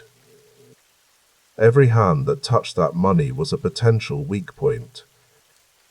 Every name in a ledger, every conversation in a barbershop, every envelope passed in a back room, all of it could unravel if someone got scared enough or angry enough or desperate enough. Janet MacDonald had been desperate enough. What did she want? Zerilli asked. The boyfriend who ran her. He cut her loose, took up with another woman. She went to him, asked for money. He laughed at her. Melly's voice carried no judgment, just the facts laid out like cards on a table. She had a daughter, 6 years old. No money, no man, no way out, she could see. So she wrote letters, and then put a gun to her head after she killed the girl. Zerilli closed his eyes briefly. When he opened them, his expression hadn't changed. The rain ran down the window in rivulets, distorting the streetlights below into smears of yellow and red. The boyfriend, he said. Where is he now? Disappeared. Probably in Chicago or Cleveland by now. Smart enough to run anyway. And Brooks and Jefferson? Laying low. They know Ferguson's people are building a case. Zerilli stubbed out the cigarette in a brass ashtray on the windowsill. The ashtray was shaped like a horse's head, a gift from someone whose name he'd forgotten. The cigarette hissed as it died. We pull back, he said. Melly's expression didn't change, but something shifted in his posture, a tension quickly controlled. I'll pull back how much? All of it. The direct payments to police, to councilmen, done. The operators who've been flagged, we cut ties. Clean. Zerilli turned to face him fully now. Ferguson wants to clean up the city. We let him. We cooperate. We're just businessmen who got caught up with the wrong people. The operators will scream. We've been partners with some of them for 10 years. They'll scream quietly, or they'll scream in a cell. Their choice. Zerilli's voice remained level, almost gentle. The gentleness made it worse somehow. The money doesn't stop. The game doesn't stop. We just reorganize. Smaller payments, more careful. Through intermediaries. Nobody meets face to face anymore. Everything is insulated. Melly absorbed this, turning his hat brim again. Outside, a police car rolled past, its headlights cutting through the rain. Both men watched it until it disappeared around the corner onto Saint Antoine. The politicians who've been taking our money, Mealy said. Some of them are going to prison. They'll be angry. Let them be angry in prison. We'll take care of their families while they're inside. Quiet. Cash in envelopes, nothing traceable. Zerilli reached for another cigarette, then changed his mind. When they get out, if they kept their mouths shut, there'll be something for them. A job. A stake. We remember loyalty. And if they talk. Zerilli didn't answer. He didn't need to. The music from downstairs had shifted to something slower, a blues number with a woman's voice cutting through the bass and drums. The lyrics were indistinct, but the ache in the singing was clear enough. Heartbreak or longing or both, the kind of song that made men buy another drink and stare into the amber liquid like it might show them their futures. Bill needs to know, Melly said, meaning William Tocco, Zerilli's cousin and partner, the man who'd stood beside him through the wars of the 20s. Through the peace that followed, through the building of this empire that now threatened to collapse under the weight of a dead woman's accusations. I'll talk to Bill tonight. Zerilli glanced at his watch, a Longines with a leather band. Nearly 9 o'clock. He'll understand. He remembers what it was like before, when everyone was shooting everyone. This is just another kind of war. We survive it the same way, by being smarter and more patient than the other side. Ferguson isn't the other side. He's the law. The law is just another side. Zerilli's smile was brief and cold. They have their rules, we have ours. They want headlines and convictions. We give them some headlines, some small convictions. The mayor, a few cops, some street-level operators. They get their cleanup. The newspapers get their stories. And in 6 months, a year, when everyone's forgotten about Janet MacDonald and her letters, we're still here. Quieter, maybe. More careful. But still here. Melly nodded slowly. He'd been with Zerilli long enough to recognize the logic, the long view that separated bosses from soldiers. Soldiers thought about today, about the immediate threat or opportunity. Bosses thought in years, in decades. They built structures that could bend without breaking, that could absorb losses and adapt and survive. I'll spread the word, Melly said. Pull back, cut ties, reorganize. Carefully, no panic. We're not running, we're adjusting. Zerilli walked to the desk and opened a drawer, pulling out a leather-bound ledger. He didn't open it, just held it, feeling the weight. And Angelo? The writers on the street, the small operators, they need to know we're not abandoning them. We're protecting them. Ferguson wants the big fish. We make sure he gets just enough to be satisfied. Sacrifices. Adjustments, Zerilli corrected. He placed the ledger back in the drawer and closed it with a soft click. Tell Brooks and Jefferson to cooperate if they're called. Answer questions, but carefully. They took bets, they made money, they paid off some cops. All true. But they don't know anything about layoff banks or syndicate operations. They were independent operators who got greedy. They'll do time. Maybe, probably. Will take care of their families. When they get out, they'll have something waiting. Zerilli's eyes were flat, dark, unreadable. And if they don't cooperate, if they try to trade information for leniency, then they won't have anything waiting. Make sure they understand the difference. Melly put his hat on, adjusting the brim just so. Water from earlier still darkened the felt in spots. Anything else? John Priziola. Make sure he knows to stay away from the policy operations for a while. Same with Pete Licaboli. Visible distance between us and the street-level operations. Priziola's going to ask why we didn't see this coming. Tell him we did see it coming. We just didn't know when. Zerilli returned to the window, his back to Melly now, a dismissal. This was always going to happen. You can't make $10 million a year in an illegal business without eventually attracting attention. The only question was how we'd handle it when it came. Now we know.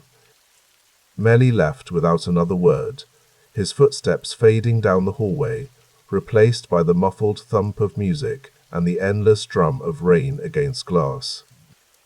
Zerilli stood at the window for a long time after Melly was gone.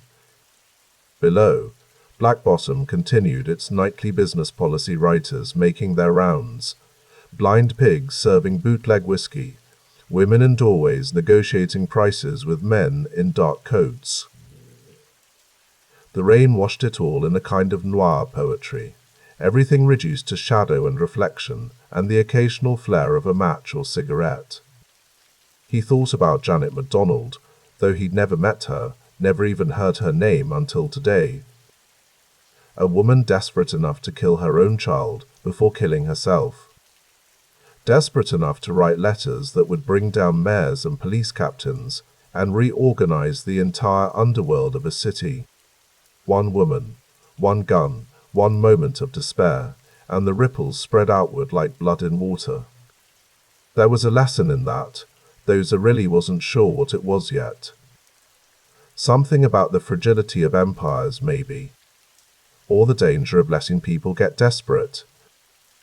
Or simply the reminder that you could control a lot of things, money, politicians, territory, but you couldn't control grief or rage or the moment when someone decided they had nothing left to lose. The Packard below finally pulled away from the curb, its taillights disappearing into the rain-soaked night.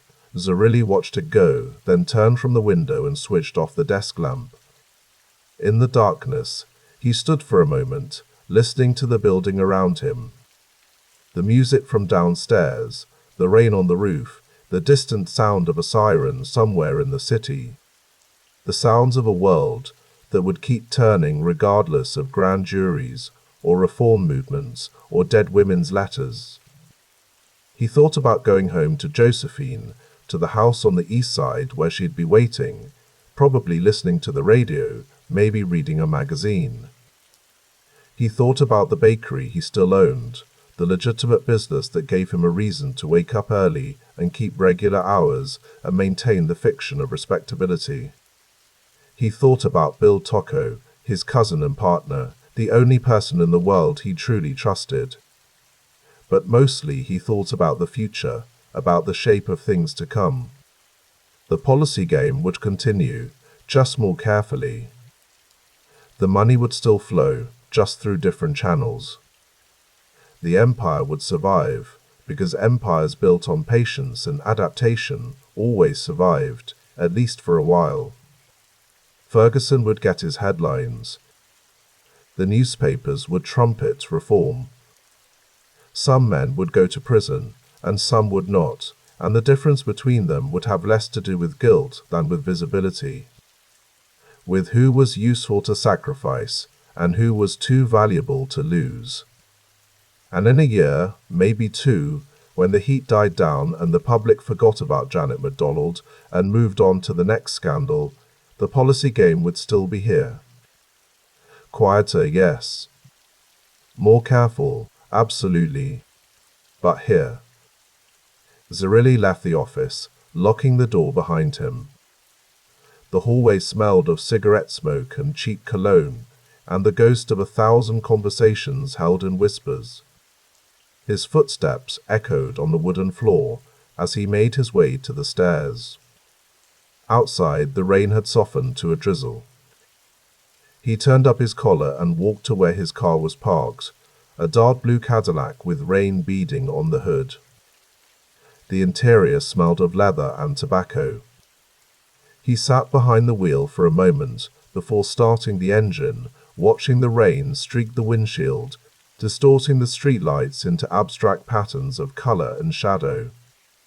Then, he drove home through the wet streets of Detroit, past the blind pigs and policy houses, and all the small empires of vice that made the city run. Past the legitimate businesses that fronted for illegitimate ones. Past the police stations where cops counted their payoffs, and the city hall where politicians practiced their denials. He drove carefully, obeying the speed limit, stopping at red lights even when there was no other traffic, a model citizen, a successful businessman, a man with nothing to hide and nothing to fear. By the time he pulled into his driveway, the rain had stopped completely. The clouds were breaking up, revealing patches of stars between the gaps. He sat in the car for another moment, engine ticking as it cooled, and stared up at those stars. Then he went inside to his wife, to his legitimate life, to the careful fiction he maintained between the man he was in public and the man he was in rooms where only a handful of people ever saw him. The door closed behind him with a soft click. The porch light went out. The street returned to darkness and silence, waiting for morning. From the third-floor window of the American State Bank building, a man could watch the water and think about borders, how thin they were, how profitable. The glass was cool against Joseph Zerilli's palm. Below, Russell Street ran black with runoff, and somewhere in that maze of tenements and storefronts, 100 bookmakers were taking bets on horses running at tracks he'd never seen. He pulled his hand away, left a ghost print on the pane. Behind him, the office smelled of cigar ash and the particular staleness of rooms where men gathered after midnight. 3 chairs still bore the impression of bodies recently departed. On the desk, a ledger lay open to columns of figures that would mean nothing to a federal examiner. Grocery orders, bakery supplies, the legitimate camouflage of men who understood that the best hiding place was plain sight. The telephone rang. He let it. Outside, a Packard Clipper rolled past, its chrome grille catching what little light pierced the clouds. The driver wore a grey fedora pulled low. Zerilli watched until the car turned on Monroe, then lifted the receiver on the 7th ring. Yeah. The wires down at Hazel Park. The voice belonged to Angelo Maley, who never wasted words. Tracks calling it weather, I'm calling it horseshit. Zerilli said nothing. Through the window he could see the neon sign of a blind pig flickering to life despite the early hour. Someone had forgotten to wait for dusk. You there? I'm here. We got 3 handbooks waiting on results from the 5th race. Money's sitting. People are getting nervous. Tell them to stay nervous. Nervous keeps them honest. He shifted the receiver to his other ear, watching a woman in a rain-soaked coat hurry past below, clutching a newspaper over her head.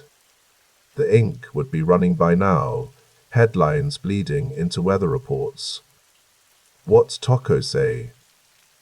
Bill's at the track. Says the relay box got struck by lightning. Says they're working on it.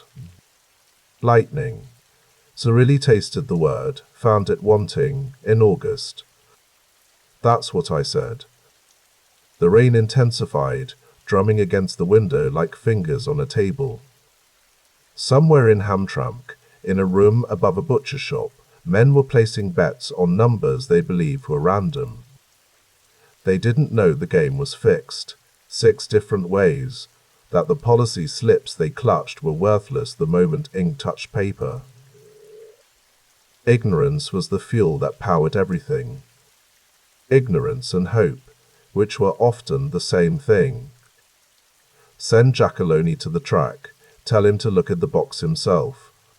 If it's lightning, fine. If it's not lightning, I want to know who touched it.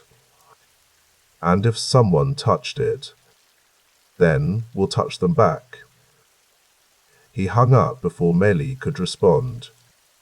The room settled into silence, broken only by the rain's percussion and the distant moan of a factory whistle calling the second shift.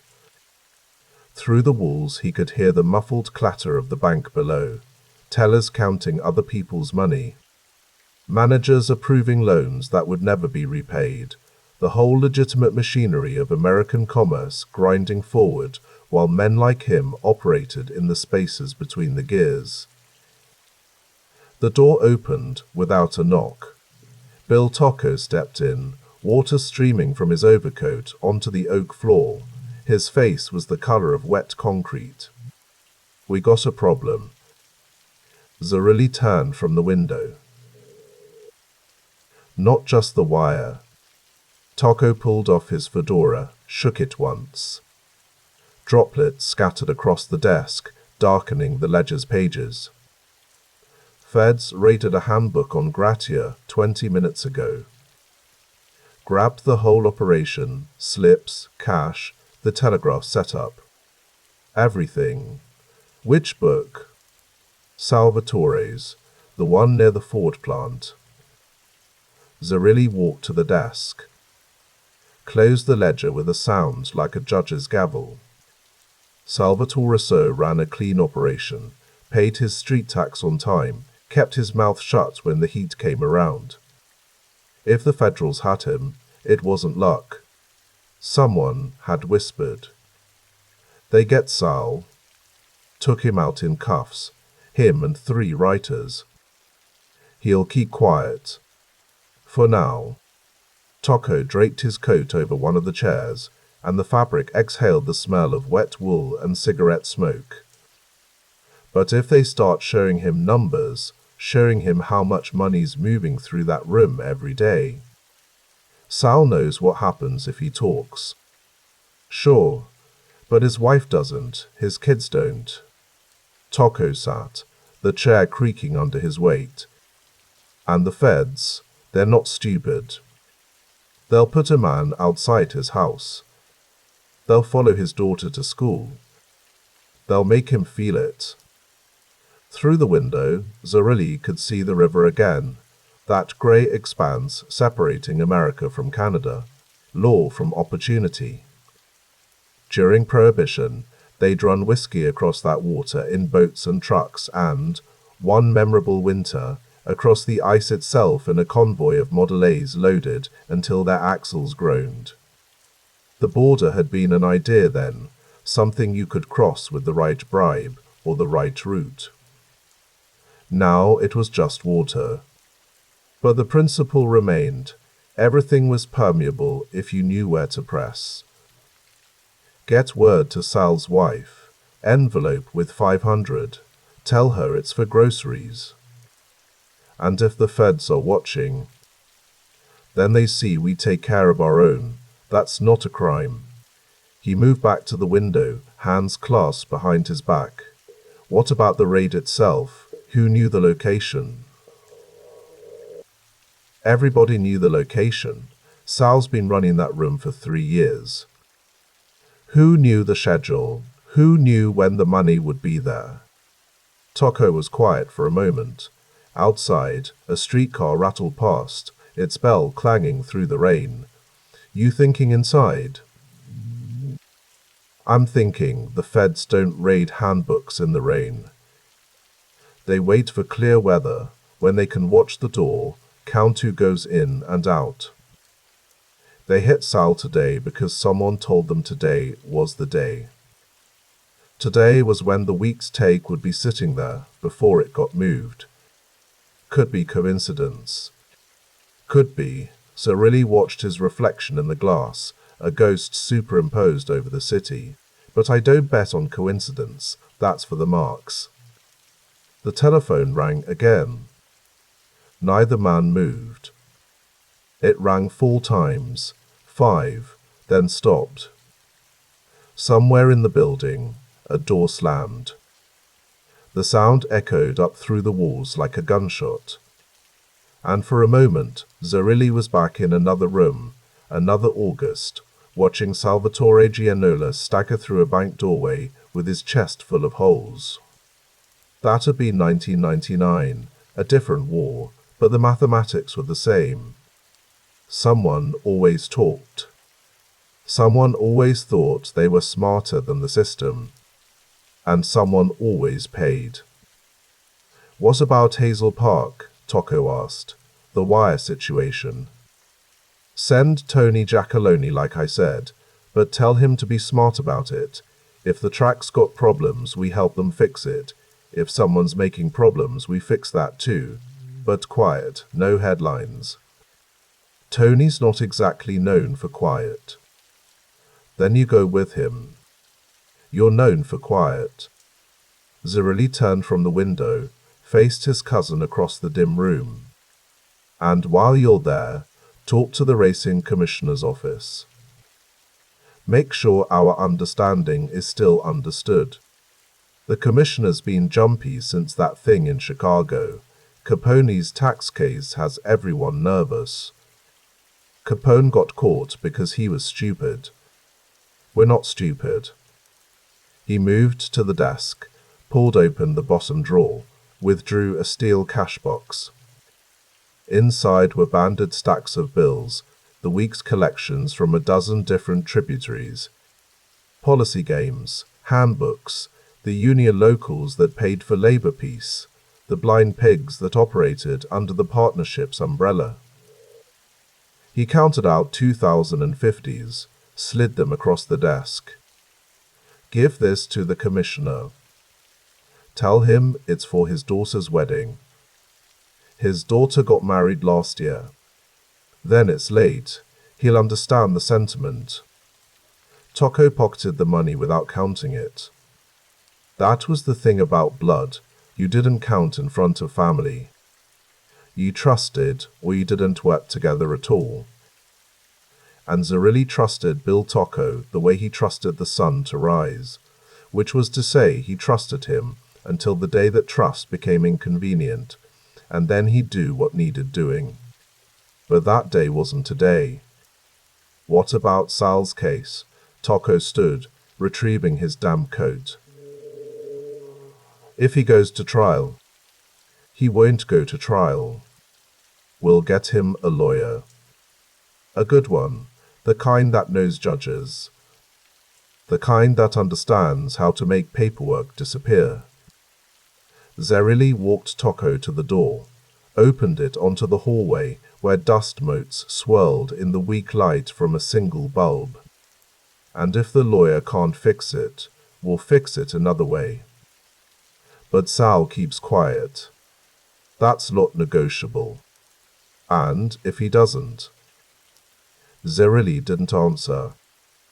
The question didn't require an answer.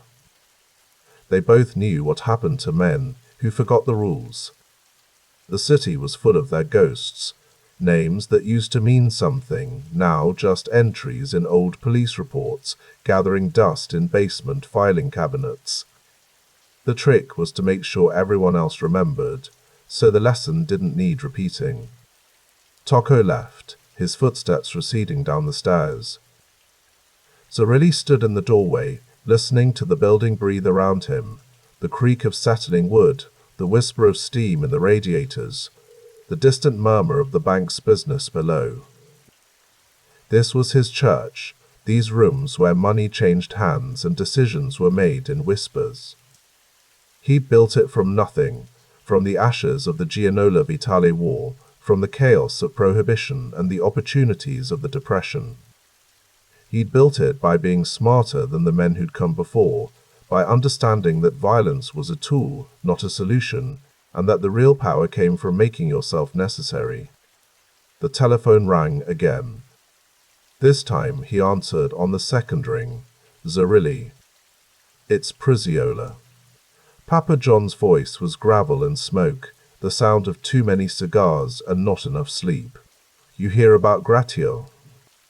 I heard. We need to talk, not on the phone. Tonight.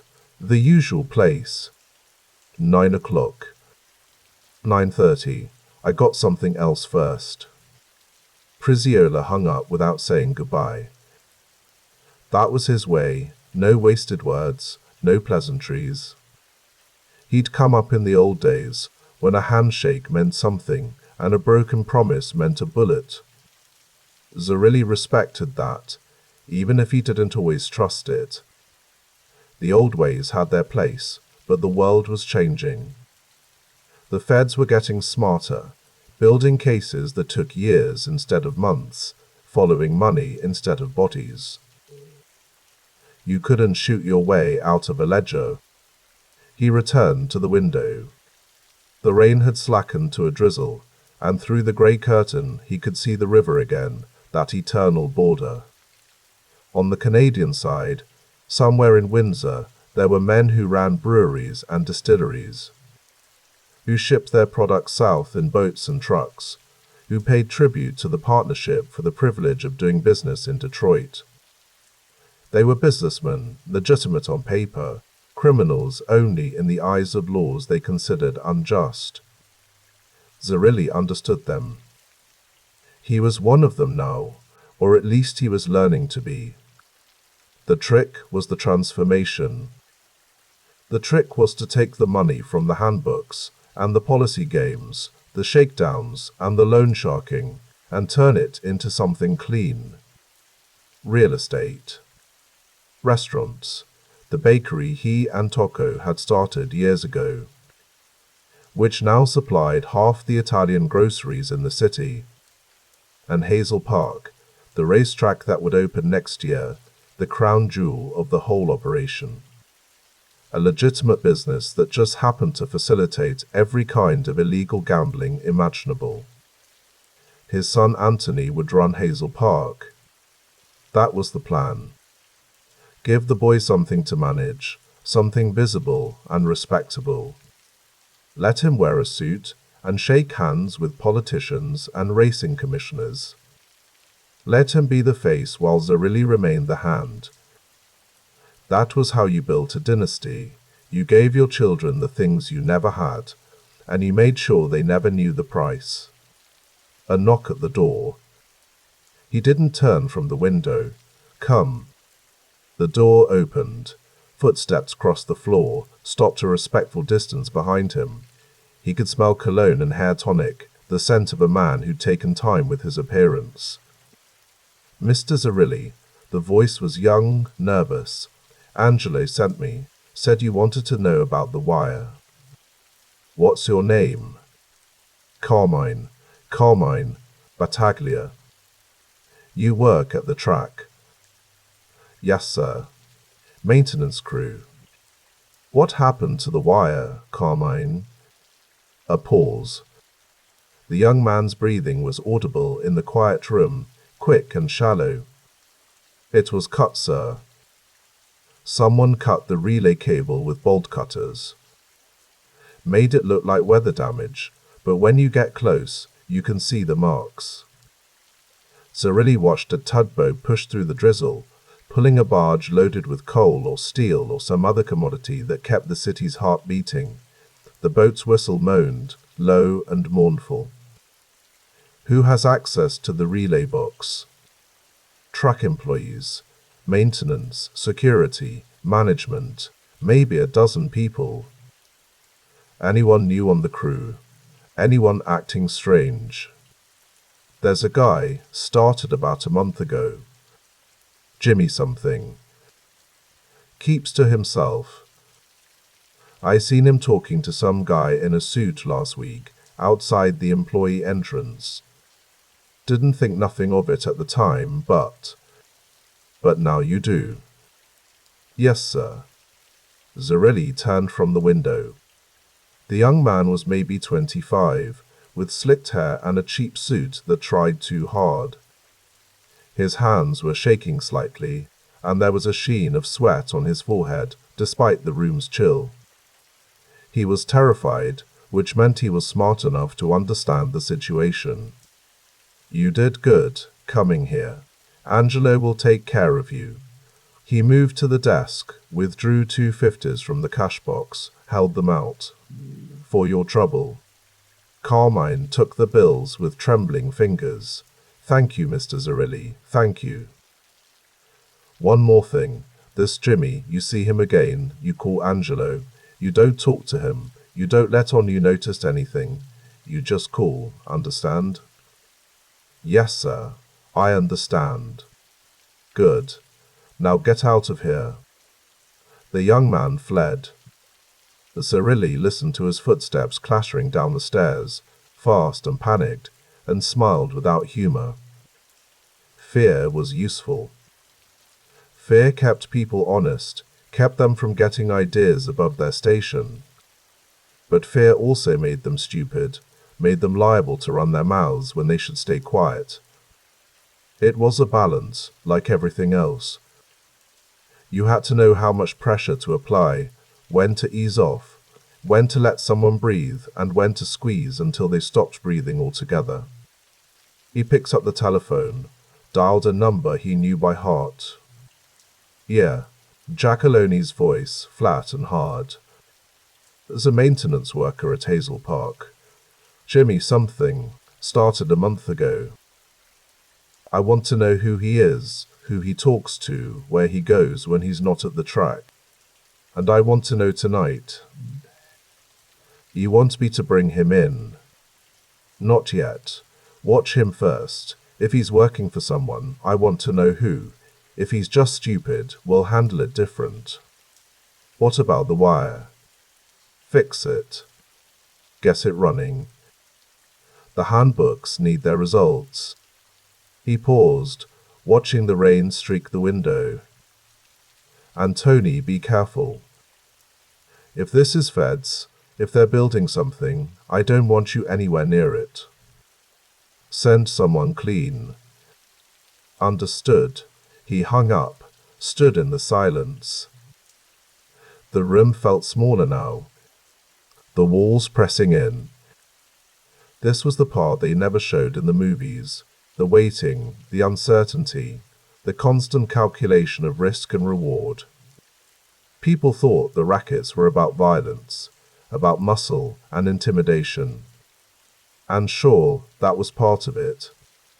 But the real work was this: sitting in a room, making phone calls, moving pieces around a board that only you could see. It was chess played with human lives, and the penalty for a bad move wasn't losing the game. It was losing everything. The clock on the wall showed 2:30. In a few hours, the day shift would end at the Ford plant, and thousands of men would pour onto the streets with money in their pockets and dreams in their heads. Some would go home to their families. Some would stop at the Blind Pigs for a drink. And some would find their way to the handbooks, to the policy writers, to the men who promised them that today might be the day their number came in. That today might be the day everything changed. It never was. The house always won. That was the secret everyone knew but nobody believed. Zerilli put on his coat, a heavy wool overcoat that had cost more than most men made in a month. He checked his reflection in the dark window grey hair combed back, clean-shaven, the face of a businessman or a banker or any other respectable citizen. The face of a man who paid his taxes and went to church and donated to the right charities. The mask he'd learned to wear so well that sometimes he forgot it was a mask at all. Downstairs, the bank was closing. He could hear the tellers counting out their drawers, the managers locking the vault. He waited until the sounds faded, then descended the back stairs to the alley where his car waited. A black Cadillac Series 62, with white walls and chrome that caught what little light filtered through the clouds. His driver, a thick-necked Sicilian named Vito, stood beside the car, smoking. "Where to, boss?" "Home. I need to change. Then we got a meeting at 9:30. The drive to Grosser Point took 20 minutes through rain-slick streets. They passed the old neighborhood, the tenements where he'd lived when he first came to America, where he'd worked as a milkman and dreamed of something more. The buildings looked smaller now, shabbier, as if they'd shrunk in the decades since he'd left. Or maybe he'd just gotten bigger. Maybe the city had rearranged itself around him, the way water flows around a stone. His house on Middlesex Road was dark except for a single lamp in the front window. Josephine would be in the kitchen, preparing dinner, moving through the familiar rituals of a life he'd given her but rarely shared. They'd been married 18 years, and he still didn't know what she thought about when she was alone. He'd never asked. Some doors were better left closed. He let himself in through the front door. The house smelled of roasting meat and furniture polish, the scent of domestic order. In the living room, his daughter's piano stood silent, sheet music still open to a piece she'd been practicing. He touched the keys softly, not hard enough to make sound, just feeling the smooth ivory under his fingertips. "Joseph." Josephine appeared in the doorway, wiping her hands on her apron. She was still beautiful, in the way of women who'd learned to carry worry without letting it show. "I didn't hear you come in." "I'm not staying. I need to change. Then I got business." "You'll eat first." It wasn't a question. He followed her to the dining room, where she'd set a place at the head of the table pasta, with red sauce, bread still warm from the oven, a glass of wine dark as blood. He ate in silence while she watched from the kitchen doorway, and the only sound was the clink of his fork against the plate and the rain's steady drumming on the roof. "Anthony called," she said finally. "He wants to know about the track, when he can start." "Soon. There's some things need to be settled first." "He's eager. He wants to make you proud." Zerilli set down his fork. "He makes me proud by doing what he's told, by learning the business, by keeping his mouth shut and his eyes open. He's young. I was young once too, didn't stop me from learning." She didn't respond. That was her way to plant the seed of doubt, then step back and let it grow. He'd learned over the years that her silence was more dangerous than her words, that the things she didn't say were the things that mattered most. But he didn't have time for that conversation tonight. He had other problems, more immediate problems, problems that couldn't be solved with a dinner table discussion about his son's future. He finished eating, went upstairs to change. In the bedroom, he traded his damp suit for a fresh one, charcoal grey with a thin pinstripe. He checked his appearance in the mirror, respectable, forgettable, the kind of man you'd pass on the street without a second glance. Perfect. Downstairs, Josephine was waiting with his hat. She handed it to him without speaking, and for a moment their eyes met. In that moment, he saw everything she knew and everything she'd chosen not to know, the careful balance of awareness and denial that allowed their life to continue. She understood what he was, even if she'd never spoken the words aloud. And she'd made her peace with it, the way women of her generation made peace with all kinds of things. "Be careful," she said. "Always I am." The rain had stopped by the time he returned to the car. Vito drove him downtown to a restaurant on Gratiot called Gino's. It was the kind of place that served good food to working men, where the checkered tablecloths were clean and the wine came from someone's cousin's basement. The kind of place where you could have a conversation without worrying about who was listening. Priziola was already there, sitting in a back booth with a glass of red wine and a plate of antipasti he hadn't touched. He was 60-something, with a face like a dried riverbed and eyes that had seen everything twice. He'd been with the organization since the Prohibition days, had survived the Gianola Vitali War and the Crosstown Mob War and every other conflict that had tried to tear Detroit apart. He'd survived because he was careful, because he understood that the secret to longevity was making yourself useful without making yourself a target. Zerilli slid into the booth across from him. A waiter appeared, set down a glass of wine without being asked, then disappeared. "You look tired," Priziola said. "Long day." "It's gonna get longer. You hear about the grand jury." "What grand jury?" "The one Judge Ferguson's convening. He's going after the policy racket. Says he's gonna clean up the city, root out corruption, all that horseshit." Priziola sipped his wine.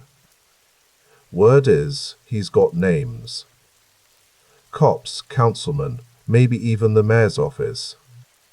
Let him have names. Names don't mean nothing without evidence. He's got evidence too. That's the problem." Priziola leaned forward, lowered his voice. "That woman, MacDonald. The one who killed herself and her kid. She left letters. Detailed letters about who was paying who, how much, when. And Ferguson's got them." Zerilli felt something cold settle in his stomach. How detailed? Detailed enough. She named specific cops, specific amounts. She had dates, times, locations. She was sleeping with one of the policy bankers, and apparently he liked to talk. Which banker? Johnny Angersola, East Side operation. He's still alive. For now. But if Ferguson calls him in front of the grand jury, Johnny won't talk. You sure about that? Because his girlfriend already talked, and she's dead. What's he got to lose? Zerilli stared at his wine glass, watching the light play through the dark liquid. The restaurant hummed with conversation around them, men talking about baseball and work and the price of bread, oblivious to the fact that their city was a powder keg and someone had just lit the fuse. We need to move money, he said finally. Anything that's sitting in obvious places, safe deposit boxes, cash houses, anywhere Ferguson might look, move it tonight. Where? I don't care. Bury it in your backyard if you have to. Just get it somewhere clean. He picked up his wine, drank.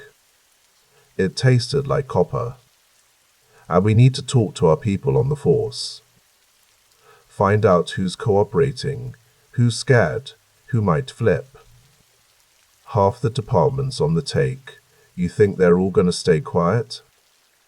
The ones who don't, we'll deal with, but we need to know who they are first.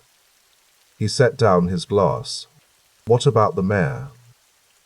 Reading's nervous. He's taking money from 3 different operations, and he knows Ferguson's coming for him. He's already talking about resigning, getting out before the hammer falls. Tell him to stay. Tell him if he runs, it looks guilty. If he stays, fights it, maybe he survives. And if he doesn't survive, then we'll get another mayor. That's the beauty of democracy. There's always another politician willing to take money. Prisiola smiled without humor. You're a cynical bastard, Joseph. I'm a realistic bastard. There's a difference. He stood, dropped 2 20s on the table. Get the word out. Emergency meeting tomorrow night, all the crews. I want everyone to understand the situation. No more sloppy shit, no more talking to girlfriends, no more writing things down. We go back to the old ways, everything in person, everything in cash, everything deniable. Like prohibition. Exactly like prohibition. We survived that, we'll survive this. Outside, the streets glistened with reflected neon. The city looked clean after the rain, washed of its sins, but Zerilli knew better. The dirt was still there, just hidden under a thin layer of water. By morning, it would all be visible again, the grime, the corruption, the endless hustle of men trying to take what wasn't theirs. And he'd still be standing, still making calls, still moving pieces around the board. That was the thing about power. It wasn't something you achieved. It was something you maintained, day after day, decision after decision, until the weight of it became so familiar you forgot you were carrying it at all. Vito drove him home through empty streets. In the back seat, Zerilli closed his eyes and listened to the engine's hum, the tires on wet pavement, the sound of the city breathing in the dark. Somewhere out there, in rooms he'd never see, men were making bets and taking bribes and breaking laws he'd held right. They were building empires on sand, and they didn't even know it. But he knew. He'd always known. The house was dark when he arrived. Josephine had left a light on in the kitchen, and he found a plate covered with foil on the counter, more food in case he was hungry. He wasn't. He poured himself a glass of water from the tap, drank it standing at the sink, staring out at the backyard where shadows pooled under the trees. His reflection stared back from the dark window. An old man's face, though he was only 42. The rackets aged you fast.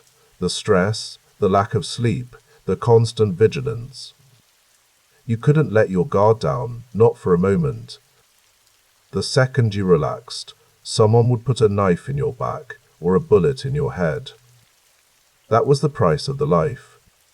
That was what they never told you when you were young and hungry and thought you could take the world. Upstairs, he undressed in the dark, careful not to wake Josephine. She slept on her side, breathing softly, lost in whatever dreams women like her had. Dreams of normal lives, probably. Dreams of husbands who came home at reasonable hours and didn't smell like cigar smoke and fear. He lay down beside her, stared at the ceiling. Outside, a car passed on Middlesex Road, its headlights sweeping across the walls.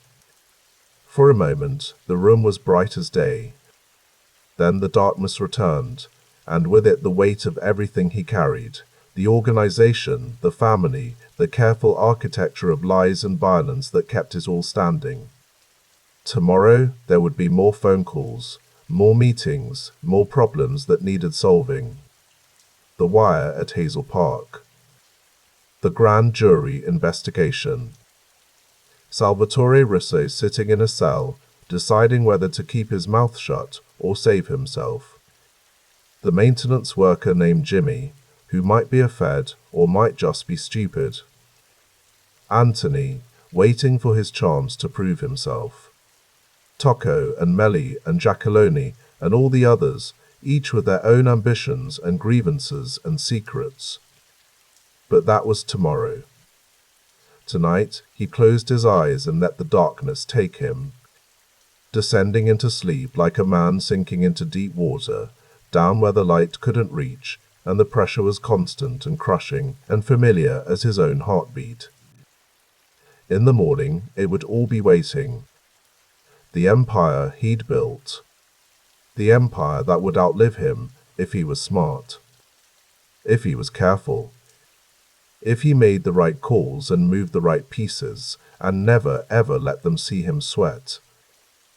The rain started again sometime before dawn, a soft percussion on the roof that might have been soothing if he'd been someone else, somewhere else, living some other life. But he wasn't. And the rain just sounded like rain,